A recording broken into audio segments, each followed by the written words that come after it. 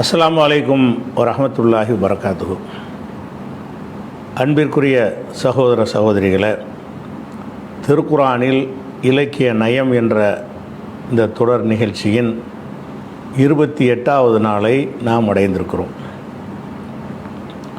இந்த இலக்கியத்தில் உதாரணங்கள் மூலமாக ஒரு செய்தியை விளக்குவது ஒரு கவரக்கூடியதாகவும் அழுத்தம் நிறைந்ததாகவும் இருக்கும் என்ற காரணத்தினால் குர்ஆனில் அல்லாஹ் பல விஷயங்களை உதாரணத்தின் மூலம் விளக்குகிறான்.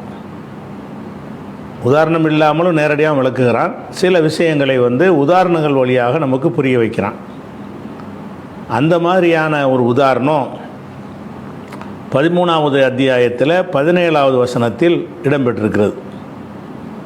அது என்ன உதாரணம்? கருத்தை விளங்கிக்கிட்டு அந்த வசனத்துக்கு போகலாம். என்ன உதாரணம் என்றால், இப்போ நேரான பாதை சத்திய கொள்கைன்னு ஒன்று இருக்கிறது. இந்த தவறான பாதை அசத்திய கொள்கை என்று ஒரு பிரிவு இருக்குது. ரெண்டாகத்தான் உலகத்தில் மனிதர்களுடைய கொள்கைகளும் செயல்பாடுகளும் அமைந்திருக்கிறது. ஆனால் அந்த சத்திய அசத்தியத்தை எடுத்துக்கிட்டிங்கன்னு சொன்னால், அசத்தியம் என்ன செய்யும்னு கேட்டால் கொஞ்சம் மேல் ஓங்கி இருக்கிற மாதிரி காட்சி தரும். உலகத்தில் பார்த்திங்கன்னா கெட்டவங்களுடைய கை ஓங்குற மாதிரி தெரியும், அவங்களுடைய வலிமை அதிகமாக இருக்கிற மாதிரி தெரியும், அவங்களுக்கு மக்கள் திரள் ரொம்ப கூடுதலாக இருக்கிற மாதிரி தெரியும். அப்போ கெட்டதுக்கு கொஞ்சம் பலம் அதிக மாதிரி கண்ணுக்கு தெரியும். நல்ல கொள்கையில் குறைந்த ஆட்கள் தான் இருப்பாங்க. அவங்க கொஞ்சம் பலவீனர்கள் மாதிரி காட்சி தருவாங்க. அது ரெண்டையும் வைத்து என்ன செய்கிறாங்கன்னா மக்கள் ஏமாந்துடுறாங்க. இதான் பெருசாக இருக்குது, இதான் கண்ணுக்கு பார்க்குறதுக்கு பிரம்மாண்டமாக இருக்கிறது அப்படி நினைத்து கொண்டு தான் அதிகமான பேர் அசத்தியத் பக்கம் நிற்கிறார்கள். உலகத்தில் அதான் நிலைமையாக இருக்கிறது. அப்போ எங்கள் முன்னோர்கள் சொன்னது, எங்கள் ஊர் சொன்னது, எங்கள் உலகம் சொன்னது அப்படிங்கிற ஒரு அர்த்தத்தில் தான் ஒரு தவறான கொள்கையில் நீடிக்கிறாங்க. அதை எதிர்த்து யாராவது பிரச்சாரம் பண்ணாங்கன்னு சொன்னால் அவங்க ஒடுக்கப்படுவாங்க. சின்ன நம்பரில் அவங்கள சுருக்கிடுவாங்க. இது உலகத்தில் உலகம் படைக்கப்பட்ட காலத்தில் இருந்த இதுதான் மனிதர்களுடைய இயல்பாக இருக்கிறது. அப்போ இந்த விஷயத்தை எல்லாம் என்ன செய்கிறான்னு கேட்டால் ஒரு உதாரணத்தின் மூலம் நமக்கு விளக்குறான். அந்த உதாரணம் என்னன்னு கேட்டால், ரெண்டு விஷயத்தை ஒரு உதாரணத்துக்கு ரெண்டு செய்திகளை சொல்லி அந்த உதாரணத்தை விளக்குறான். ஒன்று என்னன்னு கேட்டால், நீரை வச்சு தண்ணீர் இருக்குல்ல, அந்த தண்ணீரை வைத்து ஒரு உதாரணம் சொல்லுகிறான். தண்ணீருக்கு நேர் எதிர்ப்பதமாக உள்ளது எதிர்த்தன்மையாக உள்ளது நெருப்பு. நீரும் நெருப்பும் வாங்கல்ல, இதே வசனத்தில் நெருப்பை சொல்லியும் ஒரு உதாரணம் காட்டுறான். தண்ணீரை சொல்லியும் இந்த அசத்தியம் சத்தியத்தை நீங்கள் எப்படி வேறுபடுத்தி பார்க்கணும் என்பதற்கு ஒரு உதாரணம் காட்டுகிறான். அந்த உதாரணத்தில் 2 in 1 மாதிரி ஒன்றுக்குள்ளே ரெண்டு விஷயத்தை எல்லாம் உள்ளடக்கி இந்த உதாரணத்தில் பயன்படுத்துகிறான். அதாவது நீரையும் உதாரணமாக காட்டுகிறான், நெருப்பையும் உதாரணமாக காட்டுறான். எப்படி காட்டுறான்னு சொன்னால், இப்போ மழை பெய்யுது, மழை பெய்கிறது. மழை பெய்த உடனே அந்த மழை நீர்கள் வாய்க்கால் வழியாக ஓடி ஆறுகளில் கலந்து ஓடிக்கொண்டே இருக்குது. இப்படி ஓடும்போது என்ன செய்யும்னு கேட்டால், தண்ணி மழை பெஞ்சு ஓடுது, மழை நீர் பொங்கி வருதுல, அப்படி பொங்கி வரும்போது அந்த தண்ணீரில் என்ன செய்யும்னா நுரை கொப்புளித்துக்கிட்டு வரும். பயங்கரமாக நுரை மிதக்கும் அப்படியே. அது மாதிரி இல்லாமல் கீழே உள்ள சருகுகள் அழுக்குகள் எல்லாம் அப்படி மேலே திரண்டு மிதந்துக்கிட்டு இருக்கும். இப்படி ஒரு நிலைமை தண்ணீரில் நீங்கள் பார்க்குறீங்க. தண்ணீர் மழை பெஞ்ச உடனே வாய்க்கால் அது ஓடும் பொழுது அந்த வேகமாக மழை விழுகுதில் தண்ணி அந்த விழுகிற காரணத்தினால என்ன செய்யும்னு கேட்டால், அது கொதித்து என்ன ஆகும்னு கேட்டால் அதில் ஒரு நுரை பொங்க ஆரம்பிச்சிடும். அப்போ நுரை தான் மேலோங்கி இருக்கிற மாதிரி தெரியும். நுரைங்கிறது தான் அதிகமாக இருக்கிற மாதிரியும், அதுதான் வெற்றி பெறுற மாதிரியும் ஜெயிக்கிற மாதிரியும் தெரிகிறது. ஆனால் நல்ல தண்ணீர் இருக்குல்ல, அது கீழே தான் இருந்துக்கிட்டு இருக்கும். மொத்தமாக அந்த தண்ணீரை நுரை மூடிடும் அப்படியே. அப்போ நுரை தான் ஒரு சிறந்தது மாதிரியும் அதுதான் உயர்ந்தது மாதிரியும் உங்களுக்கு தோற்றம் தரும். ஆனால் குறிப்பிட்ட நேரம் கடந்த உடனே என்ன ஆயிரும்னா காற்றுல அந்த நுரை கரைஞ்சிரும். அப்புறம் நுரையே இருக்காது. அந்த மேலே மிதந்த அழுக்குகள்லாம் போய் சேர்ந்துடும். அதுக்கு கீழே என்ன இருக்கும்னா நல்ல தண்ணி கீழே இருந்துக்கிட்டு இருக்கும். தண்ணீர் மாத்திரம் என்ன மக்களுக்கு பயன்படக்கூடிய தண்ணீர் கீழே இருந்து கொண்டே இருக்கும். அப்போ இதில் அசத்தியத்துக்கு எல்லாம் உதாரணம் வந்து நீரை வச்சு ஒரு உதாரணம் சொல்கிறான், நெருப்பை வச்சு ஒரு உதாரணம் சொல்கிறான். நீரை வச்சு சொல்கிற உதாரணம் இதுதான். என்னது?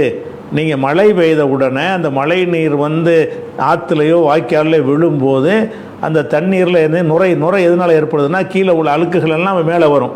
அப்படி வரும்போது என்ன ஆகுன்னு கேட்டால் அது நுரை மாதிரி பொங்கி வரும். கடைசியில் என்ன ஆயிருன்னா அந்த ஆற்றுலையே நுரை தான் இருக்கிற மாதிரி தெரியும். எல்லா நேரத்துலையும் இல்லை, மழை பெய்யும் போது மழை பெய்ய கிளப்பி விட்டால் நுரை வரும். நீங்கள் ஓடிக்கிட்டே இருக்கிற ஆறில் நுரை எங்கன்னு கேட்கக்கூடாது. மழை பெய்யும் போது உள்ள தண்ணீரை தான் நல்லா சொல்கிறான். மழை பெய்யும் பொழுது மேலேருந்து சொட்டு சொட்டாக உழுவுதில் அந்த உழுவுற காரணத்தினால என்ன செய்யும்னு கேட்டால் அதில் வந்து நுரை உண்டாகும். அந்த நுரை நீடிக்குமா? நீடிக்காது. எது நீடிக்கும்? தண்ணீர் தான் நீடிக்கும். எது மக்களுக்கு பயன் தரும்? நுரை எதுக்காக யூஸ் ஆகுமா? நுரை நிறைய தான் இருக்கிறது. அந்த நுரையை வச்சு நம்ம என்ன செய்வோம்? அந்த நுரை எதுக்கு நம்ம பயன்படுத்துவோம்? ஒன்றுக்கும் பயன்படுத்த மாட்டோம். பயன்படுத்துறது மட்டும் இல்லாமல் கொஞ்ச நேரம் ஆனால் அந்த நுரை காணாமல் வர போயிடும். கொஞ்ச நேரத்துக்கு அந்த நுரை தெரியும், அதுக்கப்புறம் அந்த நுரை வந்து காணாமே போயிடும். இப்படி ஒரு உதாரணத்தை எல்லாம் ஒரு உதாரணம் சொல்லிட்டானா, இதே வசனத்திலேயே இன்னொரு உதாரணத்தை எல்லாம் சொல்லி காட்டுறான். நெருப்பு உதாரணம். நெருப்பு உதாரணம் என்று சொன்னால் அதை நீரை எடுத்துக்கொண்டாலும் நெருப்பு எடுத்துக்கொண்டாலும் ரெண்டுடைய ஒரு பொதுத்தன்மை என்னன்னு கேட்டால் அழுக்குகளை எல்லாம் சுத்தம் பண்ணக்கூடிய தன்மை ரெண்டுலேயும் இருக்கிறது. நீர் என்ன செய்யும்னு கேட்டால் அழுக்குகளை எல்லாம் நீக்கி சுத்தமாக்கி விட்டுரும். அதே மாதிரி நெருப்பு என்ன செய்யும்னு கேட்டால் அந்த உலோகங்கள் இருக்கிற உலோகங்களில் உள்ள அழுக்குகள் கசடுகளை எல்லாம் நீக்கக்கூடிய தன்மை வந்து நெருப்பில் தான் இருக்குது. நீங்கள் ஒரு பழைய நகை இருக்குன்னு வைங்களேன், நகையோ இல்லை பழைய துருப்பிடிச்ச ஒரு இரும்பு கோடாலியோ அல்லது அது மாதிரி ஏதோ ஒன்று இரும்பு, பித்தளை, வெள்ளி, தங்கம் இந்த மாதிரியான உலோகங்களில் உள்ளதை எடுத்துக்கிட்டிங்கன்னா அதில் என்ன செய்யணும்னா நிறைய அழுக்கெல்லாம் படிஞ்சு கசடெல்லாம் சேர்ந்து போய் இருக்கும். அதை நீக்கிறதா இருந்துச்சுன்னு சொன்னால் அதுக்கு என்ன வழின்னு கேட்டால் அது நெருப்பில் போட்டு காய்ச்சுவாங்க. நெருப்பை போட்டு என்ன செய்வாங்க? சூடாக்கினவுடனே அந்த நெருப்பும் என்ன செஞ்சிடும்? அந்த உலோகத்தை தண்ணி மாதிரி ஆக்கிரும். அது அதிகமான வெப்பத்தை கொடுக்கும் பொழுது நெருப்பு உருகும், தங்கம் உருகும், வெள்ளியும் உருகும், இரும்பு கூட உருகும். உருகி என்னவாயிரும்னு கேட்டால் அது தண்ணீர் மாதிரி லிக்விட் மாதிரி ஒரு தன்மையில் வந்துடும்.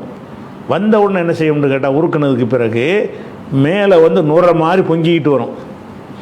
அந்த உருக்கக்கூடிய நேரத்தில் அது என்ன நுரைன்னு கேட்டால் நீங்கள் அந்த உலோகங்களில் இருந்த அழுக்குகள் துருக்கள் எல்லாம் என்ன செய்யும்னா அப்படி நுரையாக பிரதிபலித்து மேலே வரும். அதை வலித்து எடுத்துட்டாங்கன்னு வைங்க, கீழே உள்ளது என்னவாயிரும்னு கேட்டால் அது சுத்தமான தங்கமாக, சுத்தமான இரும்பாக, சுத்தமான வெள்ளியாக உள்ளது கீழே போயிடும்.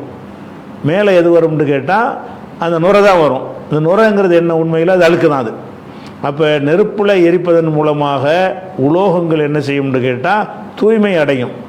தூய்மை அடையக்கூடிய நேரத்தில் மேலே வந்து நுரை பொங்கி வரும். அந்த நுரைங்கிறது பார்த்தா என்ன செய்ய, அந்த உருக்கிக்கிட்டு இருக்கிறது பார்த்தீங்கன்னு சொன்னால் இது நுரை தான் மேலே கிடக்குது, கீழே தங்கம்லாம் கீழே போயிடுச்சு, வெளியெல்லாம் கீழே போச்சு, அது மட்டும் கீழே கிடக்கிறது மட்டும், மேலே உள்ளதான் உசத்திங்கிற மாதிரி சாதாரண பார்வைக்கு தெரியும். நிறைஞ்சி வர்றதுக்கு அப்படி நிறைஞ்சி அந்த சட்டியை நிறைச்சிக்கிட்டு நிற்க நுரை. அந்த நுரை இருக்கிறதுனால அதுதான் பெரிதுங்கிற மாதிரியும் அதுதான் மக்களுக்கு பயன்படக்கூடிய பொருள் மாதிரியும் தோற்றம் தரும். உண்மையில் அந்த நுரை எதுக்காக யூஸ் ஆகுமா?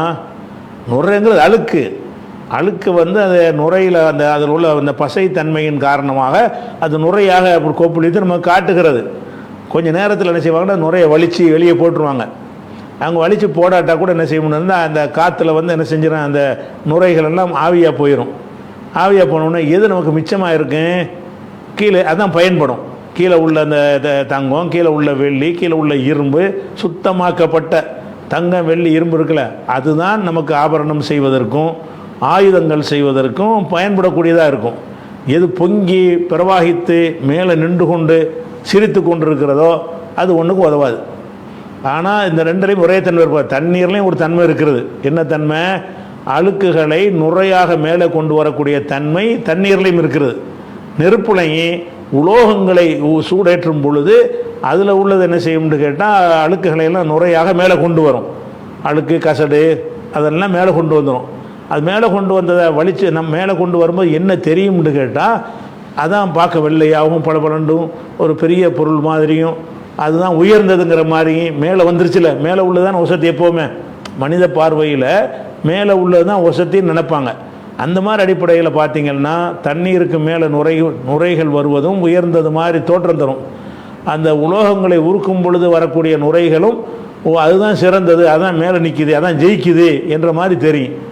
ஆனால் உண்மையில் என்ன, அது ஒன்றுக்கும் ஆகாது. பார்க்குறதுக்கு அப்படி தெரியுமே தவிர அதில் 10 பைசாவுக்கு பெண்ணியம் கிடையாது.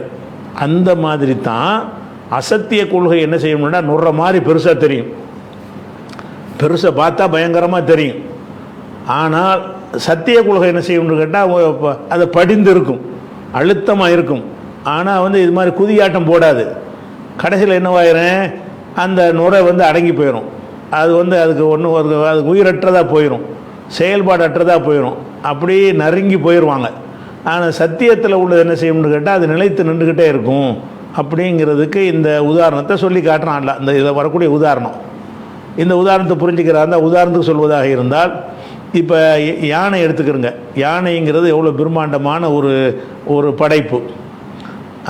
அந்த பறவை இருக்குல்ல, சின்ன அபாபில் பறவைன்னு குரான் நல்லா சொல்கிறான்ல, அது ரொம்ப சின்னது சைஸில் பார்த்தீங்கன்னா. ஆனால் அந்த அபாபில் பறவையுடைய அந்த தாக்குதலுக்கு முன்னாடி யானை என்ன செஞ்சிருச்சு, மென்று உமிழப்பட்ட வைக்கோல் போல் என்ன செஞ்சிருச்சு, அது ஆகிவிட்டது. அப்படிங்கிற மாதிரி சூரத்துல் ஃபீல் எல்லாம் சொல்கிறான்ல. பார்க்க பெருசாக இருக்கலாம், பெருசாக இருந்தாலும் சின்னது என்ன செய்யும், பெருசு அழிச்சிடும் சில நேரங்களில். அந்த மாதிரி இருக்கிறதுனால நீங்கள் அசத்தியம் கொஞ்சம் அசத்தியத்தில் உள்ளவன் பணக்காரனாக இருப்பான், அசத்தியத்தில் உள்ளவன் அதிகாரியாக இருப்பான். அசத்தியத்தில் உள்ளவன் ஒரு பவரில் பதவியில் உள்ளவனாக இருப்பான், செல்வாக்கு பெற்றவனாக இருப்பான், மக்களை நிறையா கூலிப்படையை வச்சுருப்பான். அவன் தான் பெரிய ஆள் மாதிரி உங்களுக்கு தெரியும். அவன் பெரிய ஆள்னு தெரிஞ்சதுனால அவன் பக்கம் போனால் நம்ம வெற்றி பெறலாம் அப்படின்னு நினைப்பாங்க. அவன் தான் ஜாஸ்தியாக இருக்காண்டு. ஆனால் வெற்றி பெற இயலுமா? அல்லாவிடத்தில் என்ன கணக்கில் வரும்னு கேட்டால் நுற மாதிரி தள்ளி விட்டு போயிடும். இவங்களையெல்லாம் மறுமை நாளில் விசாரிக்கும் பொழுது இந்த மேலே இருந்து ஆட்டம் போட்டாங்கல்ல, அவங்களாம் நுரைய மாதிரி எல்லாம் கணக்கெடுத்து செய்வான், வலித்து எரிஞ்சிருவான். யார் அந்த உறுதியாக நின்றார்களோ அவங்க கம்மியாக இருந்து அடி ஓதம் வாங்கிட்டு இருந்தால் கூட அந்த கொள்கையில் யார் உறுதியாக நிற்கிறாங்களோ அவங்களுக்கு தான் என்ன செய்ய அல்லாவிடத்தில் பரிசு கிடைக்கும். அப்படிங்கிற விஷயம் இருக்குல்ல, அது எல்லாம் என்ன செய்கிறான்னு கேட்டால் ஒரு வசனத்தில் இந்த 2 விஷயத்தையும் விளக்கி 2லையும் ஒரு பொது அம்சத்தான் விளக்குறான். என்ன விளக்குறான், அழுக்குகள் நுரையாக மேலே வரும், மேலே வந்த காரணத்தினால, அது பொங்கி வர்ற காரணத்தினால, அது அதிகமாக இருக்கிற காரணத்தினால அதுதான் மேலானது நினச்சிடாதீங்க. அதை வச்சு சத்தியம் அசத்தியத்தை அளவு பண்ணாதீங்க, நம்பரை பார்த்துட்டு பண்ணக்கூடாது. இப்போ ஒரு கொள்கை சரியாக இல்லைன்னு வருதுன்னு வரணும், என்ன செய்யறோம், நம்ம எப்படி இருக்குது, மனிதனுடைய தன்மை எப்படி இருக்குது. இப்போ ஒரு கருத்து வருது, இப்படி செய்யலாமா செய்யக்கூடாதாண்டு. செய்யக்கூடாதுன்னு சொல்கிற பக்கம் ஒரு 1000 பேர் இருக்கிறாங்க, செய்யலாம்னு சொல்கிறது பக்கம், செய்ய வேணான்னு சொல்கிறவங்க பக்கம் ஒரு 10 பேர் தான் இருக்கிறாங்க. அப்போ மக்களுடைய பார்வை எப்படி இருக்கும்னு கேட்டால், அந்த 1000 பேர் சொல்கிறது தான் கரெக்டாக இருக்கு, அதில் நிறைய இருக்குது. இந்த 10 பேர் சொல்கிறது கரெக்டாக இருக்காது, கம்மியாக இருக்குது. இதுதான் மனிதர்களுடைய பார்வை. இந்த பார்வையினால தான் சத்தியத்துக்கு வரமாட்டேங்கிறாங்க. சத்தியத்துக்கு வருவதற்கு தயக்கம் காட்டுறதுக்கு என்ன காரணம்னு கேட்டால், அதான் அதிகமாக இருக்கிறது. தவறான விஷயங்கள் ஜாஸ்தியாக இருக்கிறது, நல்ல விஷயங்கள் ரொம்ப கம்மியாக இருக்கிறது. அப்படிங்கிற ஒரு காரணத்தினால என்ன செய்கிறாங்கன்னா அந்த அசத்தியத்தை நீடிச்சிடுறாங்க. அந்த ஒரு நம்பிக்கை தவறு என்று புரிய வைப்பதற்கு தான் இந்த உதாரணம். நல்லா என்ன செய்கிறான்னு கேட்டால், அந்த உதாரணம் எப்படி சொல்கிறான்னு கேட்டால், அன்சல மினசமாயி மா அன், அல்லாஹ் வானத்திலிருந்து தண்ணீரை இறக்குகிறான், மழையை இறக்குகிறான். இப்போ சாலத்து அவுதியத்துன் பி கதரிகா, வாய்க்கால்கள் அதனுடைய அளவுக்கு ஏற்ப ஓடுகிறது. சின்ன வாய்க்கால் இருந்தால் கொஞ்சம் தண்ணி ஓடுது, பெரிய வாய்க்காலாக இருந்தால் அதிக தண்ணி ஓடுகிறது. இப்போ சாலத்து அவுதியத்துன், வாய்க்கால்னா வாய்க்காலில் தண்ணி ஓடுது, வாய்க்காலில் தண்ணி ஓடுகிறது. இப்போ கதரிகா, அந்த வாய்க்காலுடைய அளவுக்கு ஏற்ப தண்ணீரை வாங்கி கொண்டு ஓடுகிறது. ஓடிக்கொண்டிருக்கும் பொழுது ஃபஹத்தமல சைலு ஜபதன் ராபியா, அந்த வெள்ளம் இருக்குல்ல, ஓடக்கூடிய அந்த தண்ணி அது மேலே பொங்கி வருகிற நுரையை சுமக்கிறது, நுரை உண்டாகிறது, அந்த நுரையை சுமக்கிறது.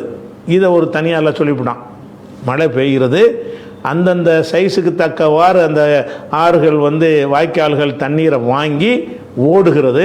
அப்படி ஓடும் பொழுது என்ன ஆகுதுன்னு கேட்டால், நுரை பொங்கி வருகிறது. மேலே மழை துளி மேலே மேலே உழுவுற காரணத்தினால நுரையோடு சேர்ந்து நுங்கும் நுரையுமா போகுதுன்னு சொல்கிறாங்கல்ல, அந்த மாதிரி போகிறது. இதை ஒன்று வச்சுக்கிறோங்க. ரெண்டாவது, ஓ மிம்மா யூக்கிதுன் அலைஹி ஃபின்னாரி, நரகத்தில் நீங்கள் போட்டு நெருப்பில் போட்டு உருக்குறீர்களே அதையும் சிந்தியுங்கள். இப்திகா ஹில்யத்தின் அவ் மத்தாயின், ஒரு நகை தயாரிப்பதற்காகவோ அல்லது தளவாடங்கள் கடப்பாறை மண்வெட்டின்னு இதை தயாரிப்பதற்காக வேண்டியோ நீங்கள் என்ன செய்கிறீங்க, நெருப்பை மூட்டுறீங்களா? மூட்டினோன்னு அப்பவும் என்ன செய்கிறதுனா ஜபது மிசுலுஹு, இதே போன்று நுரை வருகிறது. அதாவது தண்ணீர் பெய்யும் பொழுதும் தண்ணீர் ஆற்றுலையும் என்ன செய்ய நுரை வருகிறது. நெருப்பில் இருந்து ஒரு ஒரு ஒரு ஆயுதத்தை தயாரிக்க நினைக்கும் பொழுது அதை உருக்குனவுடன் என்ன ஆகும்னு கேட்டால் மேலே நுரையாக இருக்கும். நுரையை வலிச்சு போட்டுருவோம். கீழே உள்ளது தான் அந்த இரும்பு, கீழே உள்ளது தான் தங்கம், கீழே உள்ளது தான் வெள்ளி, பியூரான வெள்ளி, பியூரான தங்கம். அதுதான் நமக்கு என்ன வரும்னு கேட்டால் நம்ம செய்யக்கூடிய நகைகளுக்கும் தளவாடங்களுக்கும் உதவக்கூடியதாக இருக்கும். மேலே பொங்கி வந்த நுரை ஒன்றுக்கு உதவாது. ஆனால் கண்ணுக்கு அப்படி தெரியும், அதான் பெருசு மாதிரி தெரியும், அதான் ரொம்ப பயனுள்ளது மாதிரி தெரியும். அதிக இடத்தை இது பிடித்திருக்கிறதுனால இது நல்ல வலிமையாக இருக்கிறாங்க அப்படின்னு தெரியும். இது ஒன்றும் இல்லை, புசுக்கு நுரை மாதிரி உள்ளது இவங்களெல்லாம் அப்படிங்கிறது மாதிரி. ஒரு காற்றடைச்ச பலூன் மாதிரி, பலூன் பெருசாக தான் இருக்கேன், ஒரு குண்டு சீலை குத்துனா ஒன்றும் இல்லாமல் போயிடும்.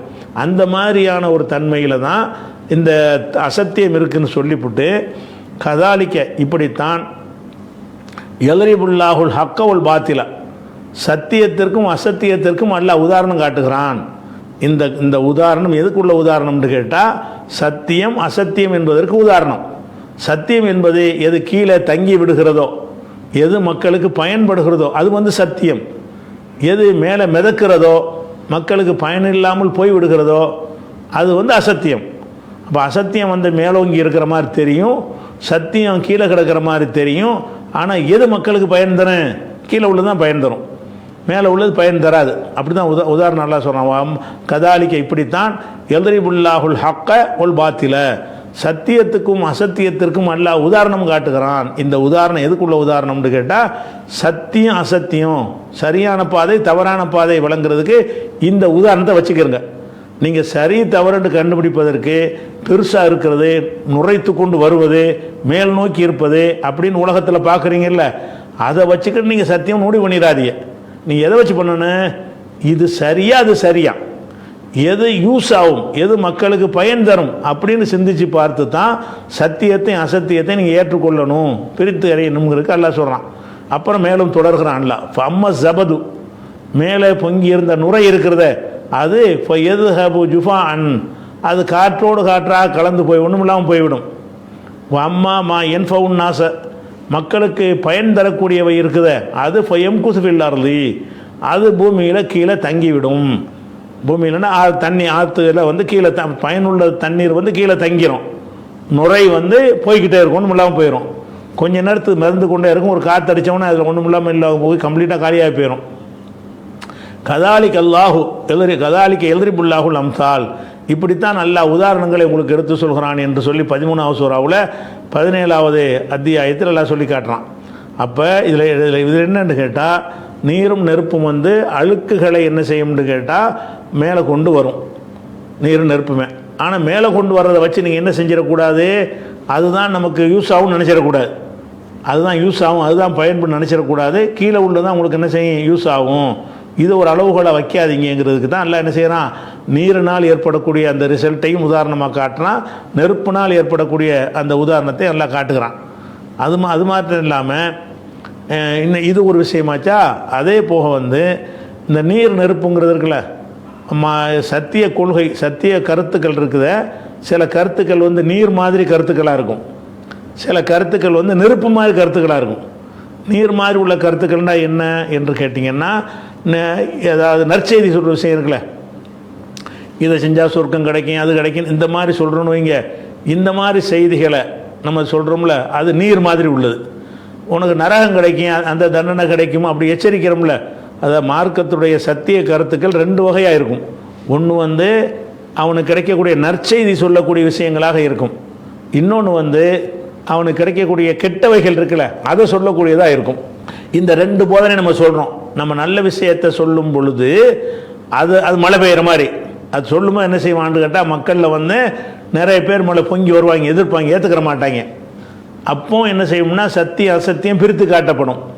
நெருப்பில் போட்டு சொல்கிற மாதிரி, அதாவது எச்சரிக்கை செய்யக்கூடிய வேதனை வரக்கூடிய அச்சுறுத்தக்கூடிய அந்த அறிவுரைகளை சொல்லும் பொழுது என்ன செய்யணும்னு கேட்டால், அது நெருப்பு எப்படி அழுக்குகளை மேலே கொண்டு வருதோ அதே மாதிரி மக்களை வந்து ரெண்டாக பிரிச்சிடும். மக்கள் தான் அந்த தண்ணின்னு வச்சுக்கிறீங்களேன். நீங்கள் எப்போ வந்து நல்ல செய்திகளை சொல்ல ஆரம்பிக்கிறீங்களோ, நல்ல செய்தி பிடிக்கலைன்றவன் எதிர்க்க பொங்க ஆரம்பிப்பான். அவன் மேலே வருவான், நுற மாதிரி தெரியுவான், அவன் கை ஓங்குற மாதிரி தெரியும். அப்படிங்கிறதுனால தான் நீர் நெருப்பு எல்லாம் எது காட்டுறான்னு கேட்டால், செய்திகள் சொல்லப்படக்கூடிய செய்திகள் வந்து ஒன்று இதை செஞ்சால் அது கிடைக்கும் அது கிடைக்கும் ஆர்வமூற்ற விஷயங்கள் இருக்குல்ல, சொர்க்கம் கிடைக்கும் அது கிடைக்கும், இந்த மாதிரி சொல்லக்கூடிய விஷயங்கள் வந்து தண்ணீர் மாதிரி உள்ளது. தண்ணீர் வந்து நமக்கு குளிர்ச்சி தானே தருது, அப்படியான ஒரு விஷயம். அதே நேரத்தில் வந்து நரகம் கிடைக்கும் தண்டனை கிடைக்கும்லாம் சொல்கிறோம்ல, அதெல்லாம் நெருப்பு மாதிரி, அந்த மாதிரி போதனைகள் சொல்கிறது நெருப்பில் போட்டு சுத்தப்படுத்துகிற மாதிரி. அப்போ உங்களை வந்து சுத்தப்படுத்தி பிரித்து காட்டுவதற்காக நீர் மாதிரியான அறிவுரைகளும் இறைவன்புறத்தில் சொல்லப்படும், நெருப்பு மாதிரியான அறிவுரைகளும் சொல்லப்படும். நீர் மாதிரியான அறிவுரைகளை சொல்லும் போது அவன் ஏற்றுக்கிற மாட்டான், அதிகமான பேர் மேலே மிதப்பான், ஆட்டம் போடுவான். நெருப்பு மாதிரியான அறிவுரையை சொல்லும் பொழுதும் அவன் என்ன செய்ய மாட்டான், ஏற்றுக்கிற மாட்டான், அதிகமான பேர் அவன் பொங்கி வருவான். அப்போ அந்த நீர் நெருப்புங்கிற உதாரணம் எதுக்கு ரெண்டை காட்டுறான்னு கேட்டால், அறிவுரைகள் வந்து ஆர்வமூட்டக்கூடிய அறிவுரைகளும் இருக்கிறது, எச்சரிக்கை செய்யக்கூடிய அறிவுரைகளும் இருக்கிறது. அப்போ எச்சரிக்கை செய்கிற அறிவுரை வந்து நெருப்புக்கு உதாரணம், ஆர்வமூற்ற அறிவுரை என்பது தண்ணீருக்கு உதாரணம். அப்போ தண்ணீர் மூலமாக தண்ணீர் மழை மூலமாக என்ன செய்யப்படுது, இந்த செய்தியை சொன்னோன்னு தான் ரெண்டாக பிரிவாங்க, எல்லாம் ஒன்றா சேர்ந்து தனியாக பண்ணிகிட்டு இருப்பாங்க. நீங்கள் வந்து சில நல்ல விஷயங்களை அந்த சமூகத்தில் எடுபட்டு போன நல்ல விஷயங்களை சொல்லும் பொழுது அது பிடிக்காதவன் ஜாஸ்தியாக இருப்பானா, அப்படி பொங்குவான், நுற மாதிரி பொங்கிக்கிட்டு வருவாங்க, அவங்க ஓங்குற மாதிரி ஒரு தோற்றத்தை தருவாங்க. அப்படின்னு ஏற்படும். எப்போ தான் ஏற்படும், இந்த சத்தியத்தை நம்ம எடுத்து சொல்லக்கூடிய நேரத்தில் சத்தியத்தினுடைய இரு கூறுகளும், ஆர்வமூட்டக்கூடிய கூறுகளும் இருக்கிறது, எச்சரிக்கை செய்யக்கூடிய கூறுகளும் இருக்கிறது. இந்த இரண்டு கூறுகளையும் சொல்லும் பொழுதும் என்ன செய்யும், பாரதூரமான எதிர்ப்புகள் வரும், எதிர்ப்பு பொங்கி வரும். பொங்கி வர்றதை வச்சு அதை பெரிய சக்தி நினச்சிடாத, அதுதான் கரெக்டுன்னு நினைக்காத, அது மக்களுக்கு பயன்படும் நினைக்காத, அது நூற ஒன்றும் இல்லாமல் ஆகி போயிடும் அதுக்கு அப்படின்னு சொல்லி இந்த சத்தியத்தை எடுத்து சொல்கிறவங்க வந்து உறுதியாக நிற்பதற்காகவும் இந்த உதாரணம் பயன்படுகிறது. அல்லது நடுவில் நிற்பான் சில பேர், இங்கிட்டு போகிறது அங்கிட்டு போகிறதான்னு, அவனுக்கு வழிகாட்டக்கூடியதான் இந்த உதாரணம் இருக்குது. அவன் என்ன செய்யணும், இவன் பக்கம் ஜாஸ்தியாக இருக்கா அவன் பக்கம் ஜாஸ்தியாக இருக்கா, இவன் பலம் ஜாஸ்தியாக இருக்கா அவன் பலம் ஜாஸ்தியாக இருக்கா அப்படின்னு நீ பார்க்காம, இவன் என்ன சொல்லுகிறான் இது பயனுள்ளதா, அவன் என்ன சொல்லுகிறான் அது பயனுள்ளதா அப்படின்னு பிரித்து பார்த்து, பயனுள்ளதை ஏற்றுக்கப்பா, பயனுள்ளது கீழே தான்ப்பா இருக்கேன், பயனற்றதான் மேலே பொங்கிக்கிட்டு வரும். அதனால் மேலோங்கி இருக்கிறது, பெருசாக இருக்கிறது, அதிக நம்பரில் இருக்குது, அதிக வலிமையாக இருக்கிறது, அதிக சக்தி கொண்டவர்களாக இருக்கிறார்கள், படைபலமாக இருக்கிறார்கள் அப்படி நினைத்து கொண்டு ஒரு ஹக்கு பாத்தில வந்து நீ என்ன செய்யக்கூடாது, சத்தியம் அசத்தியத்தை வந்து பிரித்து பார்க்க முயற்சிக்கக்கூடாது. எதை நீ முயற்சிக்கானே, நீ சொல்லுப்பா, நீ ரொம்ப இருக்கிற, நீ ரொம்ப இருந்துக்க, நீ கொஞ்சமாக இருக்க இருந்துக்க, என்ன சொல்கிற செய்தி சொல்லு. நீ சொல்லக்கூடிய செய்தி என்ன, வட்டி வாங்காத, திருடாத, கொலை, இதெல்லாம் நல்ல விஷயங்கள் பயன் தரக்கூடியதாக இருக்குது. நீ சொல்லக்கூடிய என்னது, நீ வரதட்சணை வாங்கிக்கலாம், இறைவனுக்கு இணை கற்பிக்கலாம், எல்லா விதத்துக்கும் செய்யலாம், நீ சொல்லக்கூடியதாக இருக்குது. எது பயன் தரக்கூடியது? அப்போ சொல்லுகிற அந்த கண்டென்ட் மெசேஜை பார்க்கணுமே தவிர எதை பார்க்கக்கூடாது, நுற மாதிரி எது மேலே இருக்குது, எது கை ஓங்கி இருக்குது அப்படின்னு பார்க்கக்கூடாது. அந்த மாதிரியாக தான் என்ன செஞ்சுருக்கான் அல்லாஹ் வந்து நன்மை தீமைகளுக்கு ஹக்கு பாத்திலுக்கு இந்த உதாரணத்தை சொல்வதாக அல்லாஹ் சொல்கிறான். அப்போ இந்த மாதிரி இந்த உதாரணத்தின் மூலமாக அல்லாஹ் வந்து நமக்கு பல செய்திகளை சொல்கிறான். ஒன்று வந்து நம்ம சத்தியத்தை சொல்கிறாங்கல்ல, அவங்களுக்கு நிறைய பிரச்சனைகள் வரும், அவன் கீழே அமுக்கப்படுவான், அவன் தான் மேலே இருக்கிற மாதிரி தெரியும். கீழே அமுக்கப்பட்டாலும் அமுக்கப்படுறவன் தான் மக்களுக்கு பயன் தருவானே தவிர மேலே இருக்கிறவன் பயன் தர மாட்டான். நம்மளை நசுக்கிட்டாங்கன்னு நினைக்காத, நசுக்கப்பட்டாலும் நீ தான் மக்களுக்கு பயன் தரக்கூடிய செய்தியை சொல்கிறாய், நீ தான் மக்கள் சொர்க்கத்துக்கு போகக்கூடிய வழியை காட்டி கொண்டிருக்கிறாய் நினைத்து நீ சந்தோஷப்பட்டுக்க, உன்னால் தான் பயன் இருக்கிறது. அதனால் அவன் அடிக்கிறான், உதைக்கிறான், கை ஓங்குது, ஊர் நீக்கம் செய்கிறான், அடக்கம் செய்ய விட மாட்டேங்கிறான், அந்த மாதிரி பிரச்சனைகள் சந்திக்கும் பொழுது ஓங்கத்தான் செய்யும். ஆனால் எது மக்களுக்கு பயன் தரேன், நீ இருக்கிற பாதை தான் பயன் தரும்னு அந்த தாவா களத்தில் இருக்கிற சத்திய கொள்கைக்காரங்களுக்கு ஒரு மன உறுதியை தரக்கூடிய உதாரணம். அதே மாதிரி இங்கிட்டும் சேராமல் அங்கிட்டும் சேராமல் நடுநிலைன்னு இருப்பான்ல, அவனுக்கும் அல்லாஹ் சொல்லக்கூடிய அறிவுரை என்னன்னு கேட்டால், அட எதில் பயன் தரும்னு பாருங்கடா, எது மேலே இருக்கு ஏன் பார்க்குறீங்க, எது ஓங்கி இருக்குன்னு ஏன் பார்க்குறீங்க, எது அதிகமாக இருக்குன்னு ஏன் பார்க்குறீங்க அப்படின்னு சொல்லி தருவதற்காக வேண்டி அல்லாஹ் அந்த ரெண்டுக்கும் சேர்த்த ஒரு உதாரணமாக இந்த வசனத்தில் சொல்லி காட்டுறான். திருப்பி ஒரு அர்த்தத்தை பாருங்கள், வழங்கிடும். அர்த்தத்தை பார்த்தோம்னு சொன்னால், அன்சல மினசமாயி மான், வானத்திலிருந்து அல்லாஹ் வந்து தண்ணீரை இறக்குகிறான், மழை இறக்குறான்.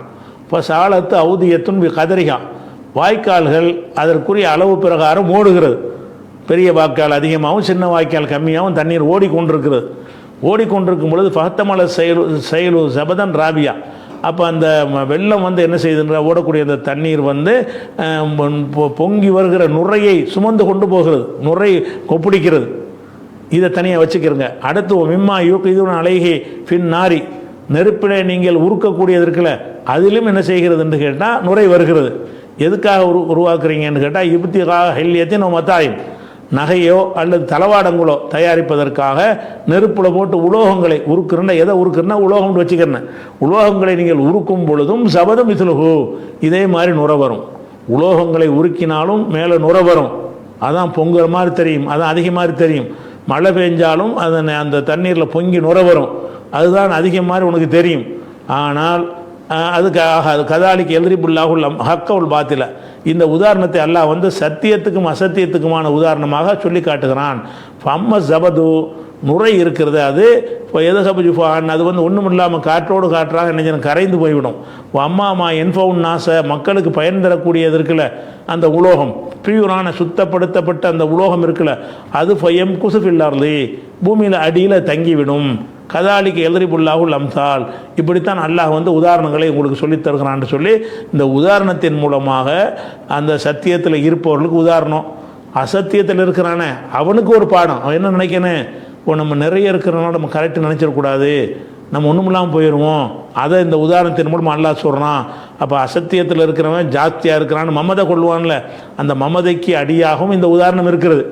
நசுக்கப்படுறான்ல அவனுக்கும் ஒரு ஆறுதலாக இருக்கிறது. நீ நசுக்கப்படுற நினைக்காத, அவங்க ரொம்ப இருந்தால் என்ன உண்மைலாம் போயிடுவாங்க, நீ தான் இப்போ நினைச்ச நிற்ப அப்படின்னு ஆறுதலாக இருக்குது. ரெண்டும் கட்டான நின்று பார்த்துட்டு இருப்பான நடுவில் அவனுக்கு ஒரு தேர்ந்தெடுக்கிறதா இருந்தால் பயன் தர்றது எதுன்னு தேர்ந்தெடு, ரொம்ப இருக்கிறத தேர்ந்தெடுக்காத, மிதக்கிறது தேர்ந்தெடுக்காத, அது மிதப்புல உள்ளது என்ன செய்யணும் மிதந்தே போயிடும் அப்படிங்கிற மாதிரி சொல்கிற ஒரு அற்புதமான ஒரு உதாரணமாக இருக்குது. இது நல்ல ஒரு சிறந்த ஒரு இலக்கியமாக இருக்குது. அதே மாதிரி வந்து இன்னொரு உதாரணத்தை பாருங்கள், இதே மாதிரி இலக்கியமாக எல்லாம் பயன்படு, ஏன்னா உதாரணங்களில் உள்ளது தான் வருகிறது. அதாவது என்னென்னு கேட்டால், இப்போ வந்து நோன்பு வைக்கிறோம், நோன்பு பற்றி சொல்லக்கூடிய ஒரு வசனம் இது. நோன்பு பற்றி நிறைய விஷயங்கள் 287 வசனம் நோன்பை பற்றி சொல்லக்கூடிய வசனம். அந்த நோன்பை பற்றி என்ன சொல்லுதுன்னு கேட்டால், உஹில்லலக்கும் லைலத்து சியாமி ரஃபத்து இலா நிசாயிக்கும், இரவு நேரத்தில் நீங்கள் தாம்பத்தியம் கொள்வது உங்களுக்கு ஹலாலாக்கப்பட்டிருக்குது. ஆரம்ப காலத்தில் ராத்திரி பகல் 24 மணி நேரமுமே தாம்பத்தியமும் தடுக்கப்பட்டிருந்துச்சு. ஆனால் பிறகு நினைச்சிட்டான் அல்லாஹ் வந்து பிரிச்சுட்டான், பகலில் தான் எல்லாமே தடை, இரவில் தடை இல்லைன்னு. இதை ஹலால் ஆக்குறது, அது ஹலால் ஆக்கப்படுதுன்னு என்ன அர்த்தம், ஏற்கனவே அது ஹலால் இல்லாமல் இருந்துச்சு, அது ஹதீஸ்லேருந்து விளங்குறது. ஒஹில்லலக்கும் லைலத்து சியாமி ரஃபத்து இலா நிசாயிக்கும், உங்கள் மனைவிமார்களோடு நீங்கள் சம்போகம் கொள்வது நோன்பு கால இரவுகளில் உங்களுக்கு ஹலாலாக்கப்பட்டிருக்கிறது. ஏனென்றால் ஹுன்ன லிபாசுல்லுக்கும் அந்தும் லிபாசுல்லஹுன்ன, அவர்கள் உங்களுக்கு ஆடை, நீங்கள் அவர்களுக்கு ஆடையாக இருக்கிறீர்கள் அப்படின்னு சொல்லிட்டு எல்லாம் என்ன செய்கிறான்னு கேட்டால் நமக்கு அந்த அறிவுரையை சொல்கிறான். எப்படி சொல்கிறான்னா, ஓ குழு, நீங்கள் சாப்பிடுங்கள், பஷ்ரபு, பருகுங்கள். எது வரைக்கும் பருகுங்கள்னு கேட்டால், ஹத்தா எத்த பையனலுக்குள் ஹைத்துல் அபியலு மினல் ஹைத்தில் அஸ்வதி மினல் ஃபஜ்ரி, ஃபஜ்ரி என்ற கருப்பு நூலிலிருந்து வெள்ளை நூல் தெளிவாகும் வரை உண்ணுங்கள், பருகுங்கள். இந்த இடத்துல வந்து நம்ம நோன்பு வைக்கிறோம்ல, எது வரைக்கும் நம்ம சகரு சாப்பிடணும் அதை வந்து அல்லாஹ் இதில் சொல்லுகிறான். எது வரைக்கும் நீ ராத்திரியில் சாப்பிடுங்க, ராத்திரிங்கிறது எது வரைக்கும் என்று கேட்டால், வெள்ளை நூலில் இருந்து ஃபஜ்ர் என்ற வந்து வெள்ளை நூலில் இருந்து கருப்பு நூல் வந்து தெளிவாகும் வரை நீங்கள் சாப்பிடுங்கள் என்று அல்லாஹ் சொல்கிறான். அப்போ சாப்பிட நம்ம விளங்கி வச்சுக்கிற என்னன்றால் சகர் வரைக்கும் ஈஸியாக சொல்லிட்டு போயிடலாம். ஆனால் அந்த மக்களுக்கு இந்த நேரத்தையெல்லாம் தெரியாது, நமக்கு பழகிட்டனாலும் தெரிஞ்சிருது. அப்போ தான் முதல்ல சட்டம் சொல்லும் பொழுது எது வரைக்கும் நீங்கள் சாப்பிடலாம் அப்படின்னு சொல்லும் பொழுது ஃபஜ்ர் வரைக்கும் சாப்பிட்லான்னு சொன்னால் நேரடி அர்த்தமாயிரும். அல்லாஹ் என்ன செய்கிறான்னு கேட்டால், அந்த ஃபஜ்ரை இவங்க எப்படி கண்டுபிடிப்பாங்க? அந்த காலத்தில் வந்து கடிகாரம் இருந்துச்சா, அல்லது கணிப்பு மூலமாக கணித்து இந்த மாதிரி நோன்பு அட்டவணை மாதிரி ஏதாவது போட்டு கொடுத்தாங்களா? இல்லை. அந்த ஃபஜ்ரை அவங்க எதை வச்சு கண்டுபிடிப்பாங்க? ஆகாயத்தை பார்த்து தான் கண்டுபிடிப்பாங்க, ஃபஜ்ரை கண்டுபிடிப்பாங்க. அந்த மக்களுக்கு சொல்வதாக இருந்தால் ஃபஜ்ர் வரைக்கும்னு மட்டும் சொன்னால் பத்தாது, அதை ஒரு இலக்கியமாக அல்ல என்ன செய்கிறான்னு கேட்டால், ஃபஜ்ர் என்ற வெள்ளை நூல், வெள்ளை கயிறு நூல் இரவு என்ற கருப்பு நூலிலிருந்து தெளிவாகும் வரை நீங்கள் உண்ணுங்கள் அப்படின்னு அல்லாஹ் சொல்கிறான். அப்போ இந்த கயிறு என்று சொல்வது, நூல் என்று சொல்வது வந்து வெள்ளை நூல் என்று சொல்வது வந்து வெள்ளை நூலை குறிக்கலை. சில சஹாபாக்கள் என்ன செய்வாங்கன்னு கேட்டால், இந்த வசனம் இறங்கின உடனே விளங்காமல் என்ன செய்வாங்கன்னா, வெள்ளையாக ஒரு நூலை எடுத்து வச்சுக்கிடுவாங்க, கருப்பாக ஒரு நூல் எடுத்து தலைமாட்டில் வச்சுக்கிடுவாங்க. கொஞ்சம் நேரத்துக்கு ஒருக்கா எடுத்து பார்ப்பாங்க, இருட்டில் இருட்டாக இருக்கும், வெளியில் கூட லைட்லாம் அந்த காலத்தில். இப்போ தான் எந்த இருட்டாக இருந்தாலும் வெளியில் ஸ்ட்ரீட் லைட் அதெல்லாம் போட்டிருப்பாங்க, வெளிச்சம் எப்படியும் உள்ளே வந்துடும். அந்த உண்மை இல்லாத ஒரு இப்போ காலத்துன்னு வச்சுக்கிட்டிங்கன்னு சொன்னால், சூரியன் மறைஞ்சிருச்சின்னு சொன்னால் இருட்டு தான், பட்டு இருட்டாக இருக்கும். அந்த இருட்டில் வந்து வெள்ளை நூலும் தெரியாது, கருப்பு நூலும் தெரியாது. அவங்க என்ன செய்வாங்க, சகாபாக்கள் வந்து ஒரு நூலை எடுத்து என்ன செய்வாங்கன்னா, சில சகாபாக்கள் நூலை எடுத்து வெள்ளை நூல் ஒன்று எடுத்துக்கிடுவாங்க, கருப்பு நூல் ஒரு ஜானுக்கு எடுத்து கொஞ்சம் உதாரணத்துக்காக வேண்டி எடுத்துக்கொண்டு அதை தலைவாணிக்கையில் வச்சுக்கிடுவாங்க. வச்சு என்ன செய்வாங்கன்னா, ஒரு மணி போல் எந்திரிப்பாங்களா, அந்த நூல் ரெண்டையும் எடுப்பாங்க. ரெண்டையும் பார்த்தா இது வெள்ளை இது கருப்புன்னு தெரியாது, மரம் வச்சுருவாங்க.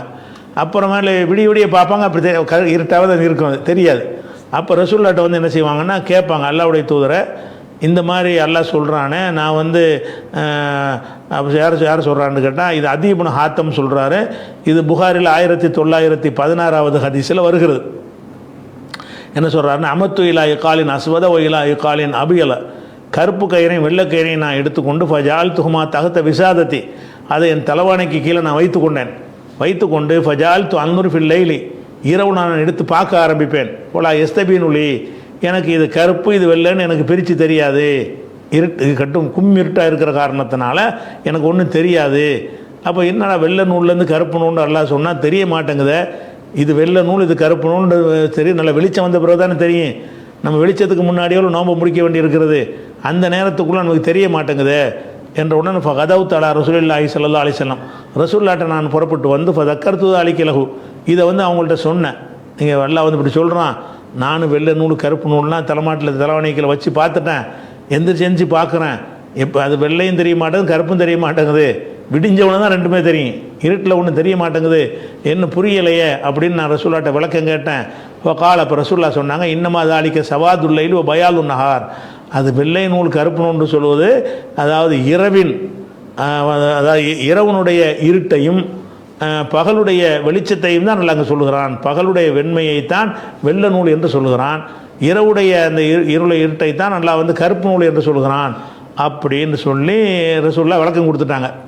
அப்போ ஏன் இந்த நூலுக்கு எல்லாம் அதை ஒப்பிடுறான்னு கேட்டால், நூலுக்கு எதுக்கு ஒப்பிடுறான்னு கேட்டால், இப்போ இரவாயிடுச்சுன்னு வைங்களேன், சூரியன் மறைஞ்சிருச்சு, சூரியன் மறைஞ்ச உடனே மகரிபிலேருந்து சூரியன் மறைஞ்சிருச்சா இருட்ட ஆரம்பிச்சிருச்சு, அடிவானத்தில் இருட்டாகவே இருந்துக்கிட்டே இருக்கும் பொழுது, அப்போ கிழக்கு திசையில் பார்த்துக்கிட்டே வாங்க, கிழக்கு திசையில் அடிவானத்தில் பார்த்தீங்கன்னு சொன்னால் சரியான இருட்டாக இருக்கும். அடிவானம் எல்லா பக்கமும் இருட்டாக இருக்கும், அடிவானத்தில் கிழக்கு திசையிலான அந்த வித்தியாசம் வரப்போகுது, அங்கே தானே சூரியன் உதிக்க போகுது. அதனால் கிழக்கு திசையில் அடிவானத்தில் வானத்துடைய அடியில் நீங்கள் பார்த்தீங்கன்னு சொன்னால் அப்போ என்ன வரும்னா சரியான இருட்டாக இருக்கும். இருட்டாக இருக்கும் பொழுது நேரம் ஆக ஆக சூரியன் வரப்போகுதில்ல, கொஞ்சம் அப்படி நெருங்கி வந்துருச்சின்னு சொன்ன உடனே சூரியன் வருவதற்கு முன்னாடி அதனுடைய வெளிச்சம் வந்து அடிவானத்தில் ஒரு நீண்ட நூல் போல் தெரியும்.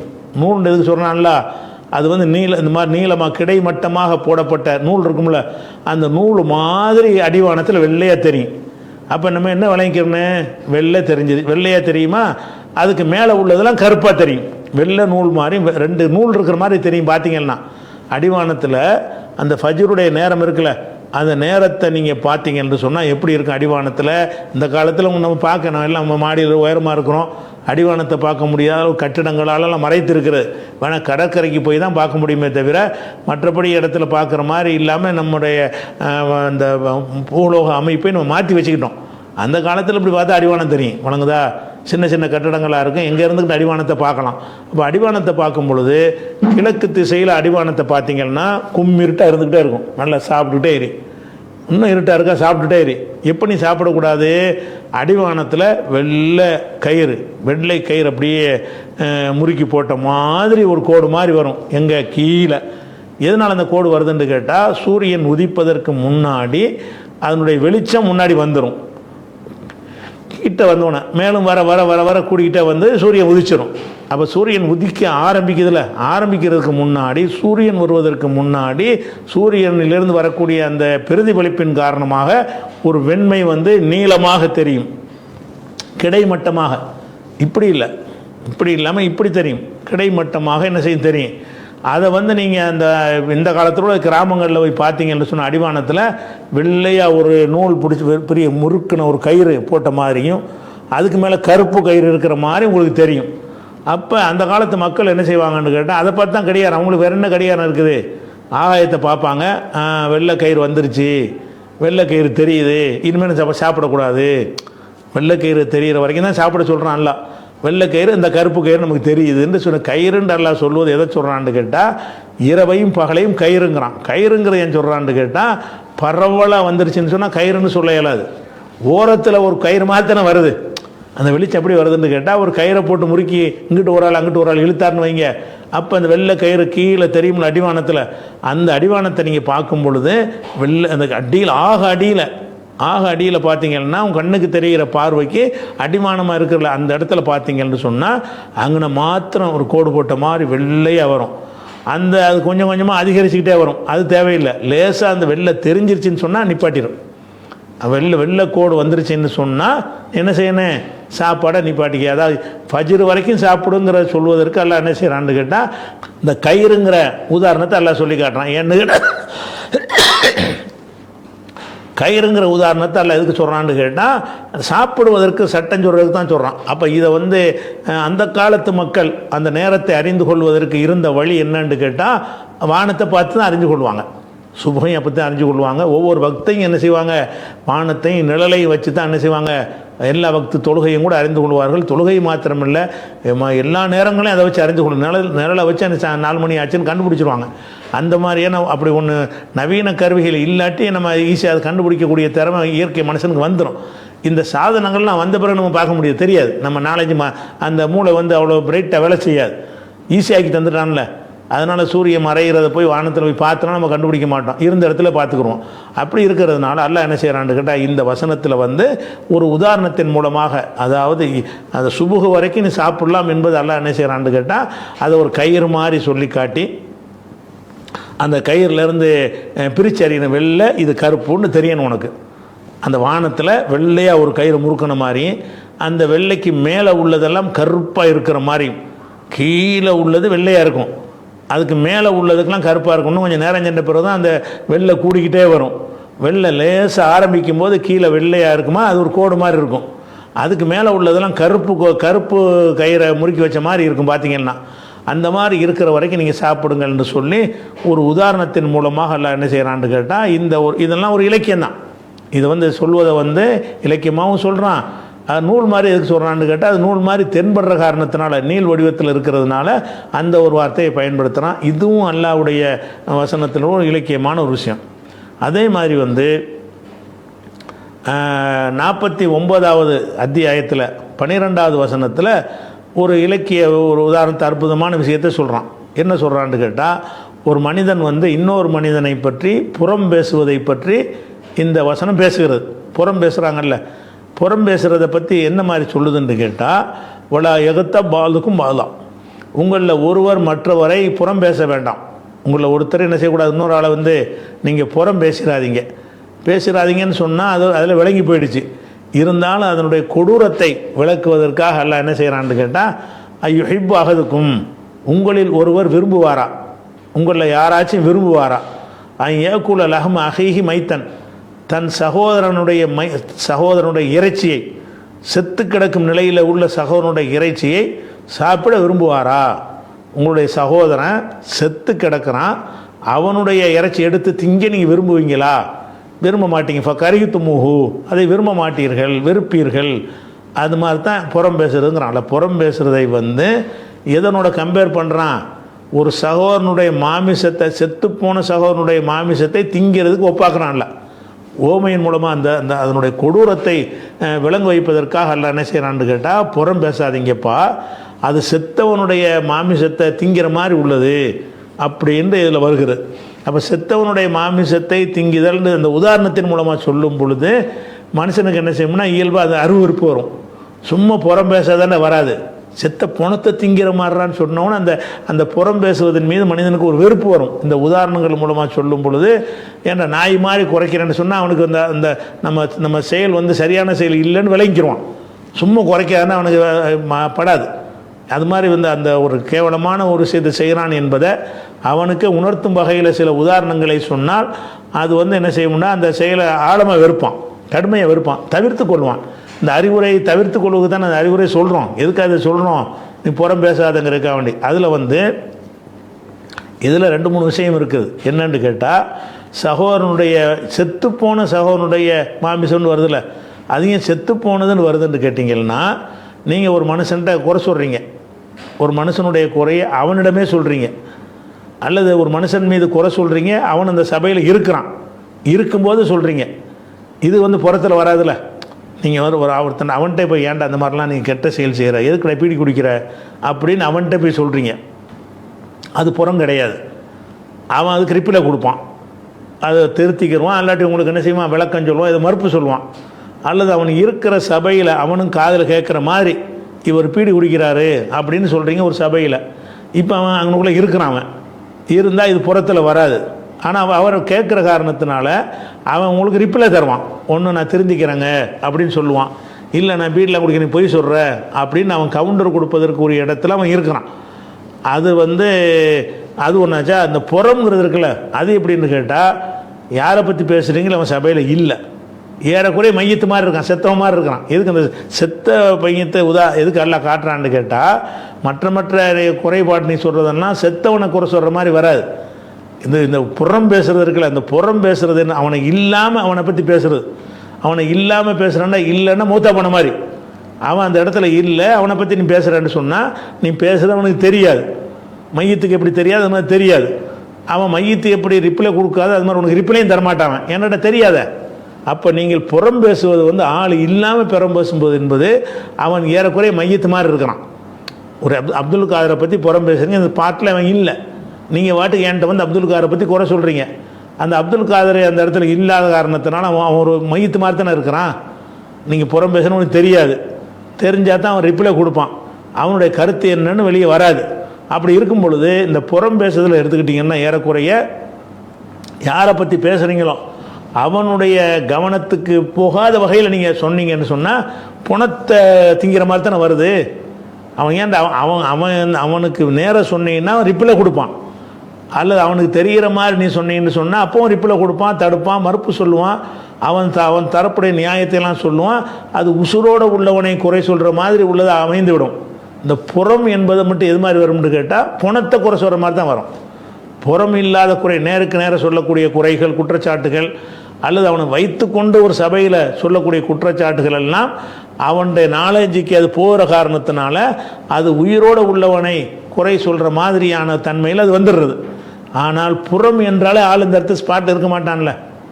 ரசூல்லா என்ன செய்கிறாங்கன்னா, ஒருத்தர் சொல்கிறாரு, ஒரு கீபத்து கூட ரசூல்லா சொல்கிறாங்க, திக்ருக்க அஹாக்க பிமா எக்ரஹு, உன் சகோதரன் பிடிக்காத ஒன்றை அவனை பற்றி பேசுவது தான் புறம் என்று ரசூல்லா விளக்குறாங்க. அப்போது ஒரு சஹாபி கேட்குறாரு, அவன்கிட்ட இருக்கிற குறைய சொன்னாலுமா புறம்னு வரும்னு கேட்குறாங்க. அட இருக்கிற சொன்னால் தாண்டா புறம், இல்லாத சொன்னால் இப்போ அது பகத்தை நீ வந்து அவதூறு சொல்லிட்ட. அவன்கிட்ட இருக்கிற குறைய சொல்கிறது தான் புறம்ங்கிறத, இல்லாத நீ சொன்னட்டு வை அது புறத்தில் வர அவதூறில் வந்துடும். அவனுடைய இருக்கும் குறைகளை நீ சொன்னால் அது புறம் என்பதில் வரும். இல்லாத ஒன்றை சொன்னீங்கன்னா இட்டுக்கட்டி அவதூறான்னு சொல்கிறேன்னு அர்த்தமாயிருப்பா, அதான் குறைங்கிறாங்க. அப்போ இல்லாத ஒன்று சபையில் ஒருத்தன் இல்லாமல் இருக்கும்போது அவனை பற்றி பேசுகிறது வந்து எந்தத்தில் வருது, புறம் வருது, ஏறக்குறைய மையத்து வருதுல. மையத்து மாதிரி வந்துடுறான் ஒன்றும். ரெண்டாவது என்னன்னு கேட்டால், இஸ்லாம் மார்க்கத்தில் வந்து ஒரு மனிதனுடைய வந்து உயிர் எப்படி அது புனிதமாக இருக்கிறதோ அதே மாதிரி என்ன இருக்குன்னு கேட்டால் அவனுடைய மானம் மரியாதைகளும் புனிதம்னு சொல்லப்படுது. ஒரு மனுஷனை வந்து அடித்து சாவடிக்கிறது குற்றம் தானே, அது எப்படி குற்றமோ அதே மாதிரி தான் அவனை வந்து அவனுடைய மானத்தோடு விளையாடுறது, மானத்து வாங்குற மாதிரி நடந்து கொள்வது இருக்குல்ல, அதுவும் கூட பெரிய குற்றம், புனிதமானதுன்னு ரசூலுல்லாஹ் சொல்கிறாங்க. ஹஜ்ஜத்துல் இறுதி பேரில் சொல்கிறாங்க. என்ன சொல்கிறாங்க, இது வந்து நிறைய புகாரில் வந்து ஒரு 10-25 இடத்துக்கு மேலே வருது. உதாரணத்துக்கு 67வது ஹதீஸை எடுத்துக்கிறங்க. அதில் என்ன வருதுன்னு கேட்டால் சொல்கிறாங்க, ரசூலுல்லாஹ் கேட்குறாங்க, இன்றைக்கி என்ன ஐயோமின் ஹாதா, இது என்ன நாள் அப்படின்னு கேட்குறாங்க. நாங்கள் பதில் சொல்லலை. ஏன்னு கேட்டால் ரசூலுல்லாஹ் இப்படி கேட்டதுனால, ஏன்னா துல்ஹஜ் நாள்னு அவங்க சொல்ல முடியும், நகர் பெருநாள் தினம் யௌமுன் நகர்ன்னு அவங்க சொல்ல தெரியும். ஆனால் யாருமே சொல்லலை. ஏன் சொல்லலைன்னு கேட்டால் இந்த கேள்வி கேட்குறதுனால ஏதோ இந்த நாளுக்கு வேறு பேர் ரசூலுல்லாஹ் வைக்க போகிறாங்க போல இருக்குது, அதுக்கு தான் அந்த வார்த்தையை கேட்குறாங்க. நாங்கள் மௌனமாக இருந்தோம். சக்கத்துனா நாங்கள் மௌனமாக இருந்தோம். ஹத்தா லனன்னா நாங்கள் நினைத்தோம், அன்னஹு சை சம்மிஹி சிவா இஸ்மிஹி, அந்த பேர் அல்லாத வேற ஒரு பேரை சூட்டுவார்களோ என்று காத்திருந்தோம்.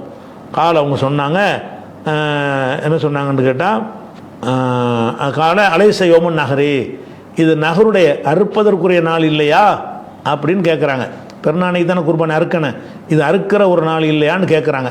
அதுதான் மக்கள் வழங்கி வச்சுருந்தாங்க, புதுசாகவும் ரசூலுல்லாஹ் சொல்லலை. அப்போ இந்த நாள் என்னன்னு கேட்குறாங்க. தெரிய அவங்க மௌனமாக இருக்கிறாங்க சஹாபாக்கள்லாம். ரசூலுல்லாஹ் என்ன செய்கிறாங்க, இது அறுப்பதற்குரிய நாள் தானப்பா அப்படின்னு கேட்குறாங்க. நாங்கள் சொன்னோம் ஆமான்னு சொன்னோம், குல்னா பலா. அப்புறம் கேட்குறாங்க, இப்போ ஐயு ஷஹரின் ஹாதா, இது என்ன மாதம் அப்படின்னு கேட்டார்கள். அதே மாதிரி நாங்கள் இது மாதத்துக்கு பேரை மாற்ற போகிறாங்க போல இருக்குன்னு நாங்கள் மௌனமாக இருந்தோம். காலை அவங்க சொன்னாங்க, அலைசபிதில் ஹிஜ்ஜா, இது துல்ஹஜ் மாதம் இல்லையா அப்படின்னு கேட்குறாங்க. ஆமாம் துல்ஹஜ் மாதம்தான் அப்படின்னு சொன்னாங்க. அப்புறம் ரசூலுல்லாஹ் சொன்னாங்க, இப்போ இன்ன திமாஅக்கும், உங்களுடைய உயிர்கள், ரத்தங்கள்னா ஒரு மனுஷனை அடித்து சாவடித்து ரத்த சிந்த வைக்கிறது, அதாவது கொள்வது. இப்போ இன்ன திமாஅக்கும், உங்களுடைய ரத்தங்களும், அம்பாலக்கும், உங்களுடைய செல்வங்களும், ஆராலக்கும், உங்களுடைய மானம் மரியாதைகளும், பைனக்கும் ஹராம், உங்களுக்கு மத்தியில் ஹராம். அதாவது ஒருத்தனுடைய உயிர் உனக்கு ஹராம், ஒருத்தனுடைய பொருள் செல்வம் உனக்கு ஹராம், ஒருத்தனுடைய மானம் உனக்கு ஹராம். அப்படின்னா என்ன அர்த்தம்னு கேட்டால், பிறருடைய சொத்தை நீ எப்படி சாப்பிட்றது ஹராமோ, பிறருடைய உயிரை எடுப்பது எப்படி ஹராமோ, அது மாதிரி பிறருடைய மானத்தோடு விளையாடுவதும் உனக்கு ஹராமு. எந்த மாதிரி ஹராம் தெரியுமா? ஃபி ஷஹரிக்கும் ஹாதா ஃபி பலதிக்கும் ஹாதா, இந்த புனிதமிக்க இந்த ஊரில், இந்த புனிதமிக்க இந்த மாதத்தில் எப்படி புனிதமாக இருக்கிறதோ அந்த மாதிரி மற்றவர்களுடைய மானம் மரியாதை உயிர்கள் எல்லாம் புனிதமானவை அப்படின்னு ரசூலுல்லாஹ் சொல்கிறாங்களே. அப்போ அதை பிறருடைய மானத்தையும் ரசூலுல்லாஹ் எதோட சேர்க்குறாங்க, அந்த உசுரை கொள்றதோடு சேர்த்து தான் கம்பேர் பண்ணி சொல்கிறாங்க. அப்படிங்கிறதுனால நீ அடுத்தவனுடைய அவன் இல்லாத சபையில் அவனை பற்றி புறம் பேசணுன்னு சொன்னால் நீ என்ன செய்கிற, அவனுடைய மாமிசத்தை நீ சாப்பிட்ற அப்படிங்கிற மாதிரி இந்த உதாரணத்தின் மூலமாக விளக்கப்படுகிறது. அதனால் அது ஒரு விஷயம். அந்த புறம் பேசுவதை எதுக்காக வேண்டி அல்லாஹ் மனிதனுடைய செத்துப்போன மனிதனுடைய மாமிசத்தை சாப்பிடுவதற்கு ஒப்பிடுறான்னு சொன்னால் இந்த ஒரு தத்துவம் அடங்கியிருக்குது. அதையும் உதாரணமாக தான் சொல்லி காட்டுறான். அதே மாதிரி இந்த மார்க்கத்தை இன்றைக்கி பார்க்குறோம். நிறைய பேர் என்ன செய்கிறாங்கன்னா, இதுதான் சத்தியம்னு தெரிஞ்சுக்கிட்டு சொல்லாமல் இருப்பாங்க. ஒரு உலக நோக்கத்துக்காக வேண்டி, ஒரு ஆதாயத்துக்காக வேண்டி நம்ம இதை சொன்னோம்னு சொன்னால் அந்த தலைவருடைய கோபத்துக்கு ஆளாயிடுவோமோ, நமக்கு கிடைத்து கொண்டு வந்திருக்கிற அந்த சலுகைகள் இல்லாமல் போயிடுமோ அப்படிங்கிறதுக்காக என்ன செய்கிறாங்கன்னா, நிறைய பேர் வாயை திறக்க மாட்டேங்கிறான், தெரிஞ்சுக்கிட்டே வாயை திறக்க மாட்டேங்கிறான். ஊம சைத்தான் இவனுக்கு பேர், ஊம சைத்தானாக இருக்கிறான். இன்னும் சிலர் என்ன செய்கிறாங்கன்னு கேட்டால், அவங்களுக்கு தெரிஞ்ச விஷயத்தை தைரியமாக சொல்லுவாங்க. எது ஹக்கோ அதை அடித்து உடைச்சி தள்ளிடுவாங்க. அது எதையும் பார்க்க மாட்டாங்க. ஏன்னு கேட்டால் அவங்களுக்கு எந்த எதிர்பார்ப்பும் இல்லை. இந்த உண்மையை சொன்னால் அல்லாஹ்விடத்தில் கூலி கிடைக்கும் என்று நினைக்கக்கூடியவர்கள் அந்த சத்தியத்தை மக்களுக்கு எடுத்து சொல்வார்கள். அந்த சத்தியத்தை எடுத்து சொல்கிறவனுக்கு வேறு நோக்கம் இருந்துச்சுன்னு வைங்க, பேர் வாங்கணும், புகழ் வாங்கணும், அடி வாங்கக்கூடாது, காசு பணத்தை சம்பாதிக்கணும், அந்த மாதிரி வந்துருச்சுன்னு சொன்னால் அந்த காசு பணத்தை சம்பாதிக்க தகுந்தவாறு தான் அவனுடைய பிரச்சாரம் இருக்கும். அட்ஜஸ்ட் பண்ணுறது, வளையிறது, கூட்டுறது, குறையிறது, நெளிகிறது, கும்பிடு போடுறது எல்லாமே வந்துடும். அப்படி வந்துடும்ல. இந்த மாதிரி இருக்கக்கூடிய 2 சாரார் மக்கள் இருக்கிறாங்கல்ல, அந்த 2 சாராருக்கும் உதாரணம் காட்டுறான்ல. 2 சாரார் யார்? எது மார்க்கம் என்று அவங்க அறிந்து கொண்டார்களோ அந்த மார்க்கத்தை அப்படியே எடுத்து சொல்லக்கூடியவர்கள். எதுக்கும் யோசிக்க மாட்டாங்க. அடி விழுந்தாலும் சொல்லுவாங்க. அவன்கிட்ட பெற்ற ஒரு சலுகைகள் இல்லாமல் போனாலும் அதை சொல்வார்கள். நமக்கு நஷ்டமாக போனாலும் சொல்வார்கள். இருக்கிற வேலை நம்மளை விட்டு போயிரும்னு சொன்னாலும் சத்தியத்தை சொல்வார்கள். அப்படி ஒரு சாரார் இருக்கிறாங்க. இன்னொரு சாரார் தெரிஞ்சுக்கிட்ட சொல்ல மாட்டாங்க. ஏன் சொல்ல மாட்டாங்க? அவங்களுக்கு அல்லாஹ்வுக்காக சொல்லலை. அல்லாஹ்வுக்காக சொல்கிற எவனுக்கு சொல்லாமல் இருக்க முடியாது. அவங்களுக்கு நோக்கம் என்னென்னு கேட்டால், நம்ம இதை சொன்னோம்னு சொன்னால் நமக்கு இவங்க நடவடிக்கை எடுத்துருவாங்க, நம்மளை நீக்கிடுவாங்க, நமக்கு பதவி தர மாட்டாங்க, நம்மளை கைது பண்ணுவாங்க, நம்ம மேலே வழக்கு போடுவாங்க, கூட்டமாக சேர்ந்து அடிப்பாங்க, ஊரை விட்டு நீக்கிடுவாங்க இப்படின்னு ஒரு ஒரு ஒரு ஒரு எதிர்பார்ப்பு இருந்துச்சுன்னு சொன்னால் சத்தியத்தை ஒருத்தன் சொல்ல மாட்டேங்கிறான். அப்போ சத்தியத்தை சொல்கிறவனுக்கும் சொல்லாதவனுக்கும் நல்லா உதாரணம் எப்படி காட்டுறான்னு பாருங்கள். 16வது சூறாவில் 76வது வசனத்தில் எல்லாம் சொல்லி காட்டுறான்.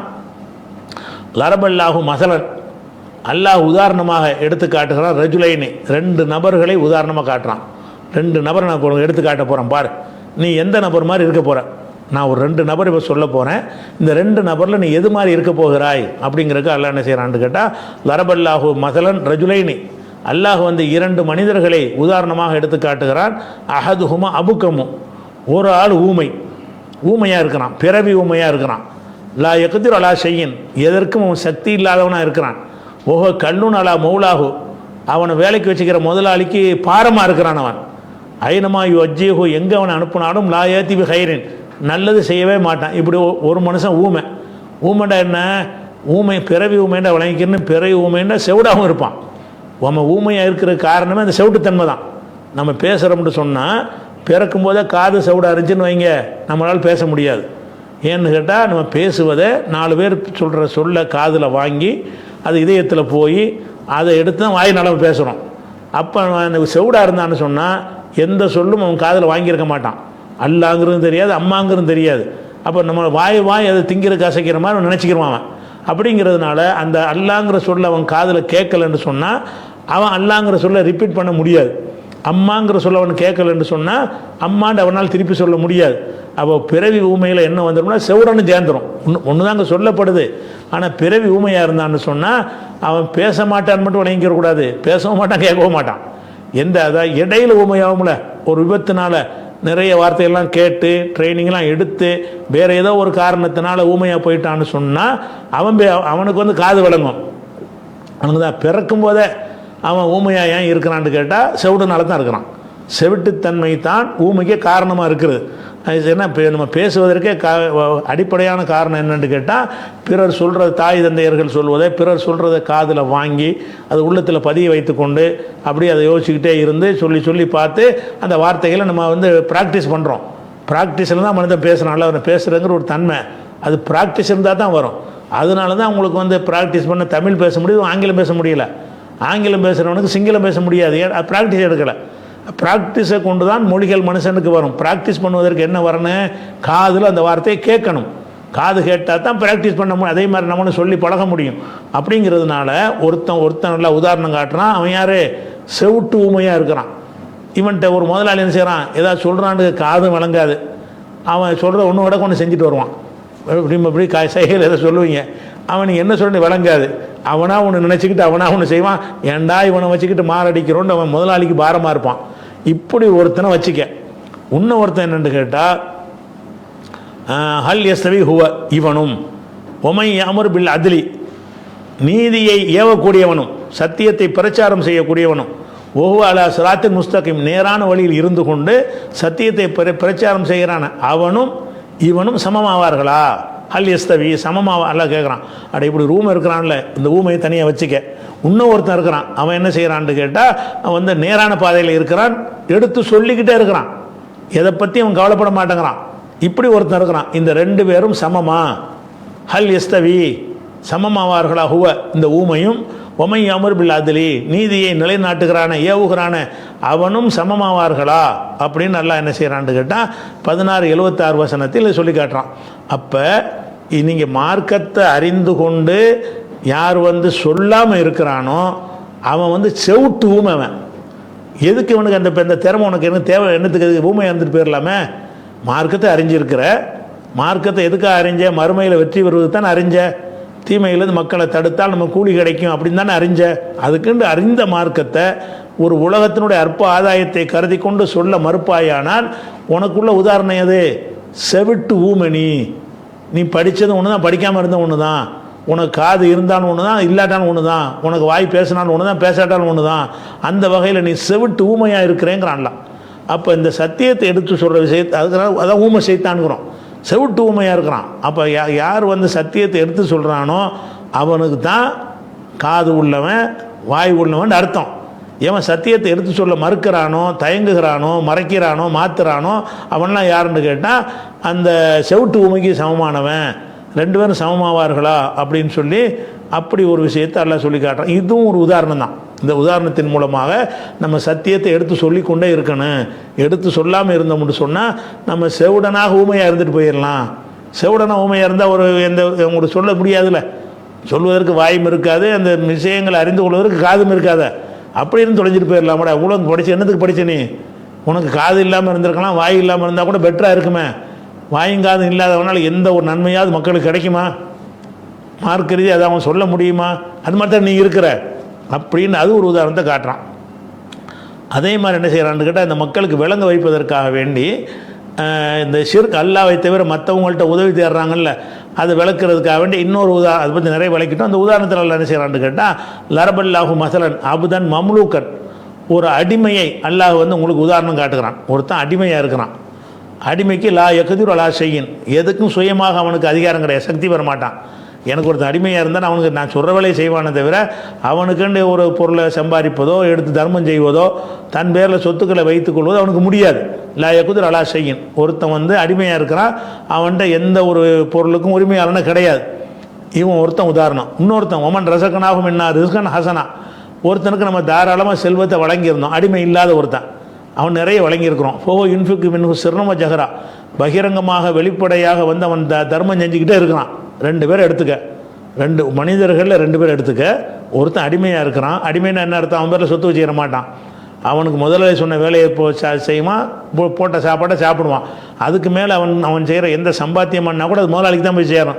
அந்த மாதிரி ஒரு அடிமை இருந்தான்னு சொன்னால், இந்த அடிமையினால் யாருக்காவது எந்த ஒரு பயனும் தர முடியுமான்னா தர முடியாது. அப்படி ஒருத்தன் இருக்கிறான். இன்னும் ஒருத்தன் அடிமை இல்லாமல் இருக்கிறான், அவனுக்கு எல்லாம் தாராளமாக ரிஸ்க்கை கொடுத்துருக்குறான். அவன் என்ன செய்கிறான்னு கேட்டால் செலவழிச்சுக்கிட்டே இருக்கான், நல்ல காரியம் செலவழிச்சுக்கிட்டே இருக்கிறான், பகிரங்கமாகவும் ரகசியமாகவும் செலவு செய்கிறான். இப்படி இருக்கும் பொழுது இந்த ரெண்டு பேரும் சமமானு எல்லாம் கேட்குறான். இந்த ரெண்டு சமமாவார்களா? அப்போ மனிதர்களே ரெண்டு பேரும் சமமாக மாட்டாங்கன்னு சொன்னால் நீ இப்போ அல்லாவுக்கு சமமாக்குற. மனிதர்கள்லையே அடிமையாக இருக்கிறவனு, அடிமை இல்லாமல் செல்வத்தை வாரி வாரி வழங்குறவனு இருக்கிறானே, இந்த ரெண்டு பேரையும் சமம் நீ சொல்லுவியா? அவங்க ரெண்டு பேரை சமமாக மாட்டார்கள்னு சொல்லிட்டு என்னை போய் எப்படா நீ வந்து இவருக்கு சமமானது அவருக்கு சமமானது சொல்கிறேன்னு கேட்குறான். எப்படி கேட்குறான் பாருங்க. எல்லாம் வந்து லரபல்லாஹு மசலான் அப்தன் மம்லூக்கன் லா யக்திரு அலா ஷையின், எதுக்கும் சக்தி இல்லாத ஒரு அடிமை அல்லாஹ் உதாரணம் காட்டுகிறான். அவனையும் ஒமன் ரசகனாகும் மின்னா ரிஸ்கன் ஹசனா, அழகான ரிஸ்கை நம்ம வழங்கியிருக்கிறோமே அந்த ஒரு மனிதனையும் அல்லாஹ் உதாரணம் காட்டுகிறான். ஓஹோ இன்ஃபிக் மின் சிர்ரம ஜஹரா, அவன் அந்த பகிரங்கமாகவும் வெளிப்படையாகவும் செலவழித்து கொண்டிருக்கிறான். இந்த ரெண்டு பேரும் ஹல் எஸ்தவூன், இந்த ரெண்டும் சமமாவார்கள், ரெண்டு ஒன்றா. இருக்கிற செல்வமும் கொடுக்கப்பட்டு அதிகாரமும் கொடுக்கப்பட்டு வாரி வாரி வழங்குகிற ஒருத்தனும் எந்த அதிகாரமும் இல்லாமல் அடிமையாக இருக்கிறானே, எதுவும் செலவழிக்க முடியாமல் இருக்கிறானே, அவனும் ரெண்டும் சமமா? ஹல் எஸ்தவூன், இவர்கள் சமமாவார்களா? பல் அக்ஸருஹும் அல்ஹம்துலில்லா, அல்லாவே அந்த உதாரணத்தை சொல்லிவிட்டேன். எல்லாவுக்கு அல்லாஹ் புகழும். பல் அக்ஸருஹும் லா யஅலமூன், அதிகமானவர்கள் இதை விளங்காமல் இருக்கிறார்கள் என்று சொல்லி அல்லாஹ் சொல்லி காட்டுறான். அப்போ அந்த மாதிரி இருக்கிறதுனால இந்த இறைவன் அல்லாதவர்களை போய் கேட்குறவங்களுக்கு மனிதர்கள்ட்ட உதாரணம் காட்டி, அப்படியே மனுஷன்லேயே ரெண்டு இந்த மாதிரி மனிதர்கள் இருந்தாண்டா ரெண்டு சமம்னு சொல்ல மாட்டியப்பா.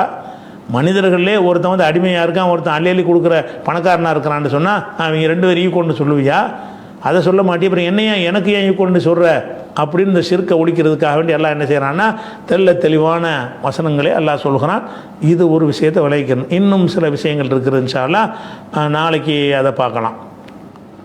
அடுத்து இப்போ ஈரான் இஸ்ரேல் அமெரிக்காவுடைய அப்டேட் இருக்குது இல்லையா, இன்றைக்கி உள்ள முக்கியமான நிலவரம் என்ன அப்படிங்கிறத பார்க்கணும். அதில் முக்கியமாக பார்க்குறேன்னு கேட்டால், இவங்க ஈரானில் என்ன செய்கிறாங்கன்னு கேட்டால், யுஏ அமீரகத்தின் மீது தொடர்ச்சியாக கடும் தாக்குதல் நடத்துகிறாங்க. வேறு நாடுகளுக்கு செய்கிறதை விட அமீரகத்துக்கு மீது மாத்திரம் கடுமையான தாக்குதலை ஈரான் நடத்தி கொண்டிருக்கிறது. அதுக்கு என்ன காரணம்? இன்றைக்கி வரைக்கும் என்ன செய்கிறாங்கன்னா, யுஏ தான் அமீரகத்தை தான் குறி வச்சு தாக்குறாங்க, அதிகமாக தாக்கிட்டு இருக்கிறாங்க. இவங்க அதிகமாக தாக்குவதை சவுதியை கூட அதிகமாக தாக்கவில்லை, கத்தாரை கூட அந்த இராணுவத்தலங்க தாக்கணும்னு விட்டுட்டாங்க. அந்த மாதிரி இருக்கும் பொழுது இந்த அபுதாபி துபை அந்த பகுதியை மட்டும் கடுமையாக தாக்குவதற்கு என்ன காரணம் அப்படிங்கிற மாதிரி ஒரு சந்தேகம் நிறைய மக்களுக்கு இருக்குது. ஆனால் அது ஒரு விஷயம், ஒரே ஒரு விஷயம் என்னென்னு கேட்டால், அந்த நாட்டில் தாக்கப்பட்டு அதுக்கு பாதிப்பு வறுமையானால் அதை நம்பி பிழைக்க போன நம்முடைய மக்களுக்கு பெரிய பின்னடைவு ஏற்படும் பொருளாதார ரீதியாக. அந்த வகையில் அது ஒரு கவலைக்குரிய ஒரு விஷயமாக இருந்தாலும், இந்த அபுதாபி துபை இந்த அமீரகம் இருக்கிறாங்கல்ல, இந்த அமீரகம் என்பது இஸ்ரேலை விட மோசமானவங்க. நல்லா விளைக்கணும். ஒரு சவுதி மாதிரியோ ஒரு பஹ்ரைன் மாதிரியோ ஒரு கத்தார் மாதிரியோ அந்த யுஏ நினைக்க முடியாது. யுஏ வந்து இஸ்லாத்தை அழிப்பதை கொள்கையாக கொண்டிருக்கிறாங்கல்ல இஸ்ரேலு, அதை விட மோசமானவன் யாருன்னு கேட்டால் இந்த அமீரகம். அது யார் நிறைய பேருக்கு தெரிகிறது இல்லை. அவங்க இஸ்லாமிய தோற்றத்தில் கடலில் இருக்கிறதுனால அவங்கள வந்து அவங்க எப்படிப்பட்ட அயோக்கியன்னு தெரியறதில்ல. இன்றைக்கி முஸ்லீம் நாடுகளில் பல நாடுகள் இருக்குல்ல, அந்த நாடுகளில் ஆயுத குழுக்களை வைத்து சண்டை நடந்துக்கிட்டு இருக்கு பாருங்க. சோமாலியா, லிபியா, அதெல்லாம் முஸ்லீம்கள் இருக்கக்கூடிய நாடுகள் தான். அந்த நாட்டில் வந்து ஒரு ஆயுத குழுவாக இருந்து அங்கே இருக்கிற அரசாங்கத்தை எதிர்த்து அழிப்பதற்காக ஒரு குழுக்கள் போராடிட்டு இருப்பாங்கள்ல, இந்த எல்லா ஆயுத குழுக்களையும் உண்டாக்கி அதுக்கு செலவழித்து ஆயுதங்கள் கொடுப்பது இந்த அமீரகம் தான். இந்த அமீரகம்ங்கிறாங்கல்ல, இவங்க தான் என்ன செய்கிறாங்க, எல்லாத்தையும் செய்கிறாங்க. உதாரணம் லிபியாவில் ஒரு நல்ல ஒரு ஆட்சி இருந்தது. அதை ஒழிப்பதற்காக வேண்டி அமெரிக்காவுக்கு எல்லா விதமான உதவி செஞ்சதும் இப்போது ஒரு ஆட்சி நடந்துக்கிட்டு இருக்குல்ல, அந்த ஆட்சிக்கு எதிராக என்ன செய்கிறாங்கன்னு கேட்டால் ஆயுத குழுவாக ஹலீஃபா ஹப்தார்னு ஒரு ஆள் என்ன செய்கிறாருன்னு கேட்டால் அவர் தான் அந்த நாட்டுக்குள்ளே கிளர்ச்சியை உண்டாக்கிட்டு இருக்கிறார். அவன் இல்லைன்னு சொன்னால் லிபியா ஒரு கட்டுப்பாடான ஒரு முஸ்லீம் நாடாக இருக்கும்.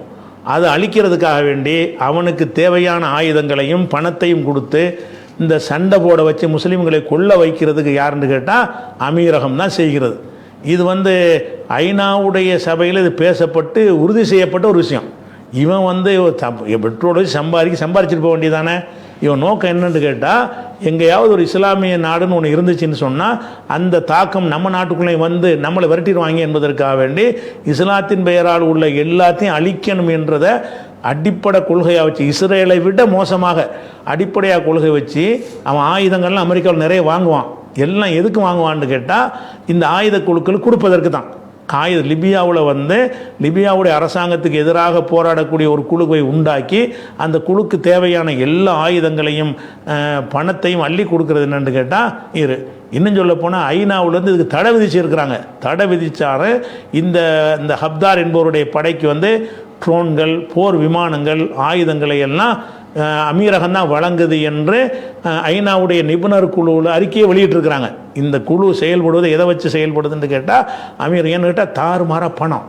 அந்த பணம் எக்கச்சக்கமாக கணக்கு வழக்கு இல்லாமல் இருக்கிறதுனால அந்த பணத்தை பெட்ரோல் மூலம் கிடைக்கிற பணத்தை வைத்து கொண்டு முஸ்லீம் நாடுகளை எல்லாம் அழித்து அது இஸ்லாமிய அடிப்படை இல்லாமல் ஆக்கிறேன்னு. எப்படி இஸ்லாமிய அடிப்படை இல்லாமல் இவன் இருக்கிறானோ, இஸ்லாத்தை அழிக்கணுங்கிற ஒரு மோடி இவனுக்கு நண்பராக இருக்கிறானோ, அந்த மாதிரியான ஆட்களை தேர்ந்தெடுத்து இருக்கக்கூடிய நாடு எதுன்னு கேட்டால் அமீரகம் தான். அது அழிக்கப்படும்னு சொன்னால் அதை விட ஒரு சந்தோஷப்பட முடியாது. அவ்வளவு ஒழித்து கட்ட வேண்டிய ஒரு நாடு அந்த அமீரகம் தான். லிபியாவை நாசமாக்குறாங்களா. அதே மாதிரி இப்போ ஏமன் இருக்குது. ஏமனுக்கு இவனுக்கு என்ன சம்பந்தம்? நீ ஒரு நாடு தனியாக இருக்கிற, ஏமனு உனக்கு சம்பந்தம் கிடையாது. ஆனால் என்ன செய்கிறான்னா, ஏமனில் வந்து இந்த ஹவுதிகளுடைய அழிக்கிறதுக்காக வேண்டி இவன் பணம் கொடுத்து இவன் ஒரு ஆயுத குழுவை உண்டாக்கி சண்டையை உண்டாக்கிட்டு இருக்கிறான். சவுதி ஒரு பக்கம் செஞ்சுட்டு இருக்கான், அது வேறு விஷயம். அவனுக்காவது பார்டரில் வருது, அவனுக்கு ஆதரவான ஒரு ஆட்சி ஒன்று இருக்குன்னா அது எடுத்துக்கலாம். இவன் என்ன செய்கிறான்னு கேட்டால் ஏமனில் போய் அந்த ஹவுதிகள் அழிப்பதற்காக வேண்டி பல அமெரிக்காவிலேருந்து ஏராளமான ஆயுதங்களை பர்ச்சேஸ் பண்ணி ஆயுதங்கள்னு வாங்குறான். இவன் எதுக்கு அவ்வளோ ஆயுதம் வாங்குறான்னு கேட்டால் எதுக்கு வாங்குறான்? பயன்படுத்துகிறவன் தான் ஆயுதம் வாங்குவான். இவன் சண்டைக்கு போகவும் மாட்டானுவான். இன்னொன்று பயந்தாங்கொள்ளி ஆட்கள் பணத்தை வச்சு என்ன செய்கிறான்னு கேட்டால் இந்த மாதிரி ஏமனில் வந்து அந்த ஹவுதிகளை அழிக்கிறது, அவங்க தளங்களை தாக்குறது, அதுக்கு வந்து அமெரிக்காவுக்கு எங்கே இருக்கிறான்னு ஸ்கெட்ச் போட்டு கொடுக்குறது, இது எல்லாம் செய்கிற அயோக்கியம் யாருன்னு கேட்டால் அமீரகம் தான், யுஏஇ தான் பண்ணுறான். அந்த மாதிரி உள்ள விஷயமாச்சா. அதே மாதிரி வந்து அதாவது இது ஒரு விஷயம். இன்னொரு விஷயம் என்னென்னு கேட்டால் ஏமன் துறைமுகம் எல்லாத்தையும் அழிக்கிறதுக்கு தான் காரணம். அதுக்கடுத்து வந்து இப்போ சூடான் இருக்குது. சூடானில் வந்து உள்நாட்டு போர் நடந்துக்கிட்டு இருக்குது. சூடானில் உள்நாட்டு போருக்கு வந்து செய்கிற காரணம் என்னென்னு கேட்டால் அதில் அரசுக்கு எதிராக செயல்படக்கூடிய ஒரு படையை உண்டாக்கி அந்த இராணுவ குழுவிற்கு அமீரகம்தான் ஆயுதங்களை அனுப்புவதாக சூடானில் ஒரு அரசாங்கம் இருக்குதுங்க. முஸ்லீம்களுடைய ஒரு அரசாங்கம். அதுக்கு ஒரு இராணுவம் இருக்குது, இராணுவ தளபதிலாம் இருக்கிறாரு. அந்த தளபதி இருக்கும் பொழுது இவன் என்ன செய்கிறான்னு கேட்டால் அவங்கள காலி பண்ணுறதுக்காக வேண்டி, ஏன்னுட்டா சூடானுடைய கடற்பரப்பை வந்து நம்ம கைப்பற்றிக்கிட்டோம்னு சொன்னால் நிறைய சம்பாதிக்கலாம் அப்படிங்கிறதுக்காகவும், அது இஸ்லாமிய நாடுன்னு ஒன்று இருந்துச்சுன்னு சொன்னாலே நமக்கு ஆபத்து அப்படின்னு நம்ம நாட்டிலே அதை கொண்டு வந்துடுவாங்க என்பதற்காக வேண்டி என்ன செய்கிறான்னு கேட்டால் சூடானில் உள்ள ஒரு ஆயுத குழுவுக்கு ஆயுதங்கள் அனுப்புகிறதாக சூடானுடைய இராணுவ தளபதி ஐநாவிலே குற்றம் சாட்டுறார். எங்கள் நாடு அமைதியாக போயிட்டுருக்கிற நாடை வந்து கெடுக்கிறது இந்த அமீரகம் தான். இவர்கள் தான் ஆயுத குழுக்கு பணம் கொடுக்கிறார்கள், ஆயுதமும் கடல் மார்க்கமாக சப்ளை செய்கிறார்கள், நவீன ஆயுதங்களை வச்சு என்ன செய்கிறான், போரிடுறான். அப்போ என்ன செய்கிறான்னா முஸ்லீம்கள் கொத்து கொத்தாக கொல்லப்படுறாங்க. அவங்ககிட்ட அரசாங்கத்தினோட ஆயுதம் கிடையாது. இந்த எதிர்குழுக்கள்கிட்ட வந்து அமெரிக்காவிட்டையும் இஸ்ரேல்கிட்டையும் ஆயுதங்களை வாங்கி இந்த அமீரகத்தினுடைய அயோக்கியர்கள், அதை சுன்னத்து ஜமாத்துக்காரர்கள், என்ன இதான் சன்னி, அவ்வளோ யார், அவன்லாம் சன்னிகள்ங்கிறாங்க. இந்த சன்னி தான் என்ன செய்கிறான், இந்த சுன்ன ஜமாத்துக்காரன் தான் என்ன செய்கிறான், இஸ்லாமியத்தை அழிக்கிறதுக்கு, சியாவை அழிக்கலை, இஸ்லாத்தை தான் அழிக்கிறான், முஸ்லீம்கள் அழிச்சிக்கிட்டு இருக்கிறான். அந்த மாதிரியான ஒரு நோக்கம் உள்ளது. என்னடா சூடானில் தங்கம் மற்றும் விவசாய நிலம்லாம் தாறுமாறாக இருக்கிறது. அதை பயன்படுத்துவதாக இருந்தால் இந்த இருக்கிற ஆட்சியை அழிச்சிட்டு நம்முடைய ஆயுத குழுவை உண்டாக்கிட்டோம்னு சொன்னால் அங்கே உள்ள இயற்கை வளங்களை எல்லாம் நம்ம பயன்படுத்திக்கலாங்கிற நோக்கத்தோட இந்த பின்னணியில் அவன் செயல்படுறாங்கிறத பார்க்குறோம். அதே மாதிரி சோமாலியா இருக்கு இல்லையா, சோமாலியாவில் வந்து அங்கே வந்து 2 வடக்கு சோமாலியா தெற்கு சோமாலியா இருந்தது. பிறகு ஒன்றா சேர்ந்து உடன்படிக்கை செஞ்சு ஒன்றாட இருந்தாங்க.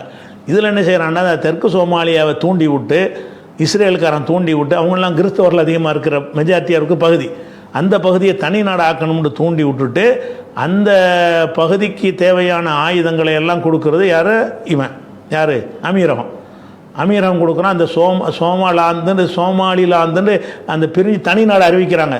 அது ஐநா ஏற்றுக்கிறல, உலகமே ஏற்றுக்கிறல, இஸ்ரேல் மட்டும் அங்கீகரிச்சிருக்கிறான். அந்த சோமாலிலாந்தோட இவன் ஒப்பந்தம் பண்ணுறான் யார், யுஏஇ. ஒரு நாடாக இவன் அங்கீகரிக்கிறான். இதை இஸ்லாமிய நாட்டு 2 உடைச்சி தனி நாடுன்னு அவன் அறிவிக்கிறான். அது இஸ்ரேலுக்காக வேண்டி தான் அறிவிக்கிறான். இஸ்ரேல் உடனே அந்த நாட்டை வந்து அங்கீகரிக்கிறான். சோமாலியாவை பாதி வந்து சோமாலிலாந்துன்னு தனி நாடாக்குறாங்க. தனி நாடு ஆக்குறதுக்குன்னு ஒரு ப்ரொசீஜர் இருக்குது. ஐநாவில் ஒப்புதெல்லாம் ஒன்றுமே வாங்க கிடையாது. எந்த நாடுமே அமெரிக்கா கூட அங்கீகரிக்கலைங்க, இஸ்ரேல் அங்கீகரிக்கிறான். அதை இஸ்ரேல் அங்கீகரிக்கிற நாட்டை இவனும் அங்கீகரிக்கிறான். யார், அமீரகம். அந்த அங்கீகரிக்கிறன்னு அங்கீகாரம்னு கொடுக்கல. ஆனால் அவங்கள்ட்ட அக்ரிமெண்ட் போடுறான். ஒரு நாட்டில் தனி நாடுன்னு அறிவிச்சுட்டு போய் இவன் தன்னிச்சே ஒரு அக்ரிமெண்ட் போட்டான் என்று சொன்னால் அந்த நாட்டுக்கு எதிரானது தானே. உலகம் பூரா என்ன செய்கிறான்னா இஸ்லாமிய நாடுகளுக்கு எதிராக இதை வந்து அழிச்சிடணும், இந்த மாதிரி வந்துச்சுன்னு சொன்னால் நம்மள்ட்டையும் ஆட்சியை மாற்றிடுவாங்க, ஒரு குழு உண்டாயிருவாங்கிறதுனால இந்த மாதிரி வந்து இந்த ஆட்சியை தக்க வச்சுக்கிறதுக்காக வேண்டி இந்த யுஏஇடைய அயோக்கிய அரசு, இவனுக்கு இஸ்ரேலை விட கூடியவர்கள், இந்த ஹமாஸை அழிப்பதற்கு கூட அவர்கள் தான் அதிகமாக இஸ்ரேலுக்கு பணம் எல்லா உதவியும் செஞ்சாங்க. அவங்க நோக்கம் என்னென்னு கேட்டால் அந்த போராளி குழுன்னு வந்துருச்சுன்னு சொன்னாலேயே நம்முடைய இந்த சொகுசு போயிருங்கிறதுக்காக வேண்டி கோடி அல்லாஹ் கொடுத்துருக்க அந்த செல்வங்களை எல்லாம் இஸ்லாத்தை அழிப்பதற்கு பயன்படுத்துகிற வகையில் இவன் அமெரிக்காவை விட இஸ்ரேலை விட மோசமானவன். சுத்தமாக அடித்து தொடச்சிட்டா கூட நம்ம கவலைப்படவே முடியாது. ஒரு கவலை தான் படலாம், பிழைக்கு போன மக்களுடைய வாழ்வாதாரம் பாதிக்குமே அப்படிங்கிறது தான் ஒரு கவலைப்படலாமே தவிர அவங்ககிட்ட இயற்கை பெட்ரோல் எண்ணெய் உணவு எல்லாத்தையும் காலி பண்ணி பழைய மாதிரி இவங்களை ஒட்டகத்தை மேய்க்க விட்ட அளவுக்கு ஆக்குனா கூட நம்ம மகிழ்ச்சி அடையணும். ஏன்னா அதனால் உலக முஸ்லீம்களுக்கெல்லாம் பெரும் கேடு இந்த அமீரகம் தான். இந்த அமீரகத்தினால தான் அவனுக்கு எல்லா விதமான கெட்டவங்களையும் இவன் சப்போர்ட் பண்ணுவான். யாரெல்லாம் இஸ்லாத்துக்கு எதிராக இருப்பாங்களே தேடி பிடிச்சி அவனை கூப்பிட்டு மோடியை கூப்பிட்டு விருந்து கொடுக்குறது, மோடியை கட்டி தழுவுறது, மோடி ஃபோன் பண்ணி ஒரு விசாரிக்கிறது, இதெல்லாம் வர காரணம் என்னென்னு கேட்டால் எவன் இஸ்லாத்துக்கு எதிரியாக இருக்கிறான்னா அவனெல்லாம் இவனுக்கு நண்பன். அமீரகத்தில் உள்ளவனுக்கு என்ன அளவுகோல்னு கேட்டால் இஸ்லாத்தை அழிக்க போகிறான் அமெரிக்கா எனக்கு நண்பன், இஸ்ரேல் எனக்கு நண்பன், இந்தியா எனக்கு நண்பன். இந்தியான்னா மோடி, இந்திய நாடு கிடையாது, மோடி எனக்கு நண்பன் அப்படின்னு சொல்கிற அளவுக்கு நடக்கிறதுலாம் காரணம் என்னென்னு கேட்டால் அவனுடைய நகம் சத்தம் எல்லாத்தையும் ஊறி போன விஷயம் என்னென்னு கேட்டால் இஸ்லாம்ங்கிறது இருக்கக்கூடாது, இஸ்லாத்தின் பெயரால் எந்த ஒரு அமைப்பும் இருக்கக்கூடாது என்பதில் கடும் நிலைப்பாட்டை எடுத்துக்கொண்டு அவன் அழிக்கிறதுனால அவன் அதுபோக என்ன செய்கிறான்னா இன்றைக்கி இத்தனை அரபு நாடுகளில் அமெரிக்கத்தெல்லாம் இருந்தாலும் இன்னைக்கு வரைக்கும் அமெரிக்கா சில தாக்குதல் நடத்துதுன்னு சொன்னால் இங்கேருந்து நடத்துது. எங்கேருந்து, அமீரகத்தில் அவங்களுக்கு தளம் கொடுத்துருக்குறாங்கல்ல, அங்கேருந்தான் போய் ஈரானில் தாக்கல் நடத்துகிறான்னு அதை கண்டுபிடிச்சிடுறாங்க. அதனால தான் என்ன செய்கிறாங்கன்னா இவனை போட்டு தள்ளிடுறேன் இவனை அப்படின்னு சொல்லிட்டு தான் என்ன செய்கிறாங்கன்னா இன்றைக்கி வரைக்கும் அதிகமாக டெய்லி இஸ்ரேலில் அடிக்கிற அளவுக்கு என்ன செய்கிறாங்கன்னா யுஏக்கும் அடிக்கிறாங்க. யுஏ அடிக்கிற வகையில் முஸ்லீம் நாட்டை அடிக்கிறான்னு நினைக்கவே முடியாது. என்னடா இவன் தொலைஞ்சா 4-5 சுற்றி இருக்கிற நாடுகள் எல்லா நாடுகளும் நிம்மதியாக இருக்கும், எல்லா நாடுகளுமே சந்தோஷமாக இருக்கும், பிரச்சனை இல்லாமல் இருக்கும்.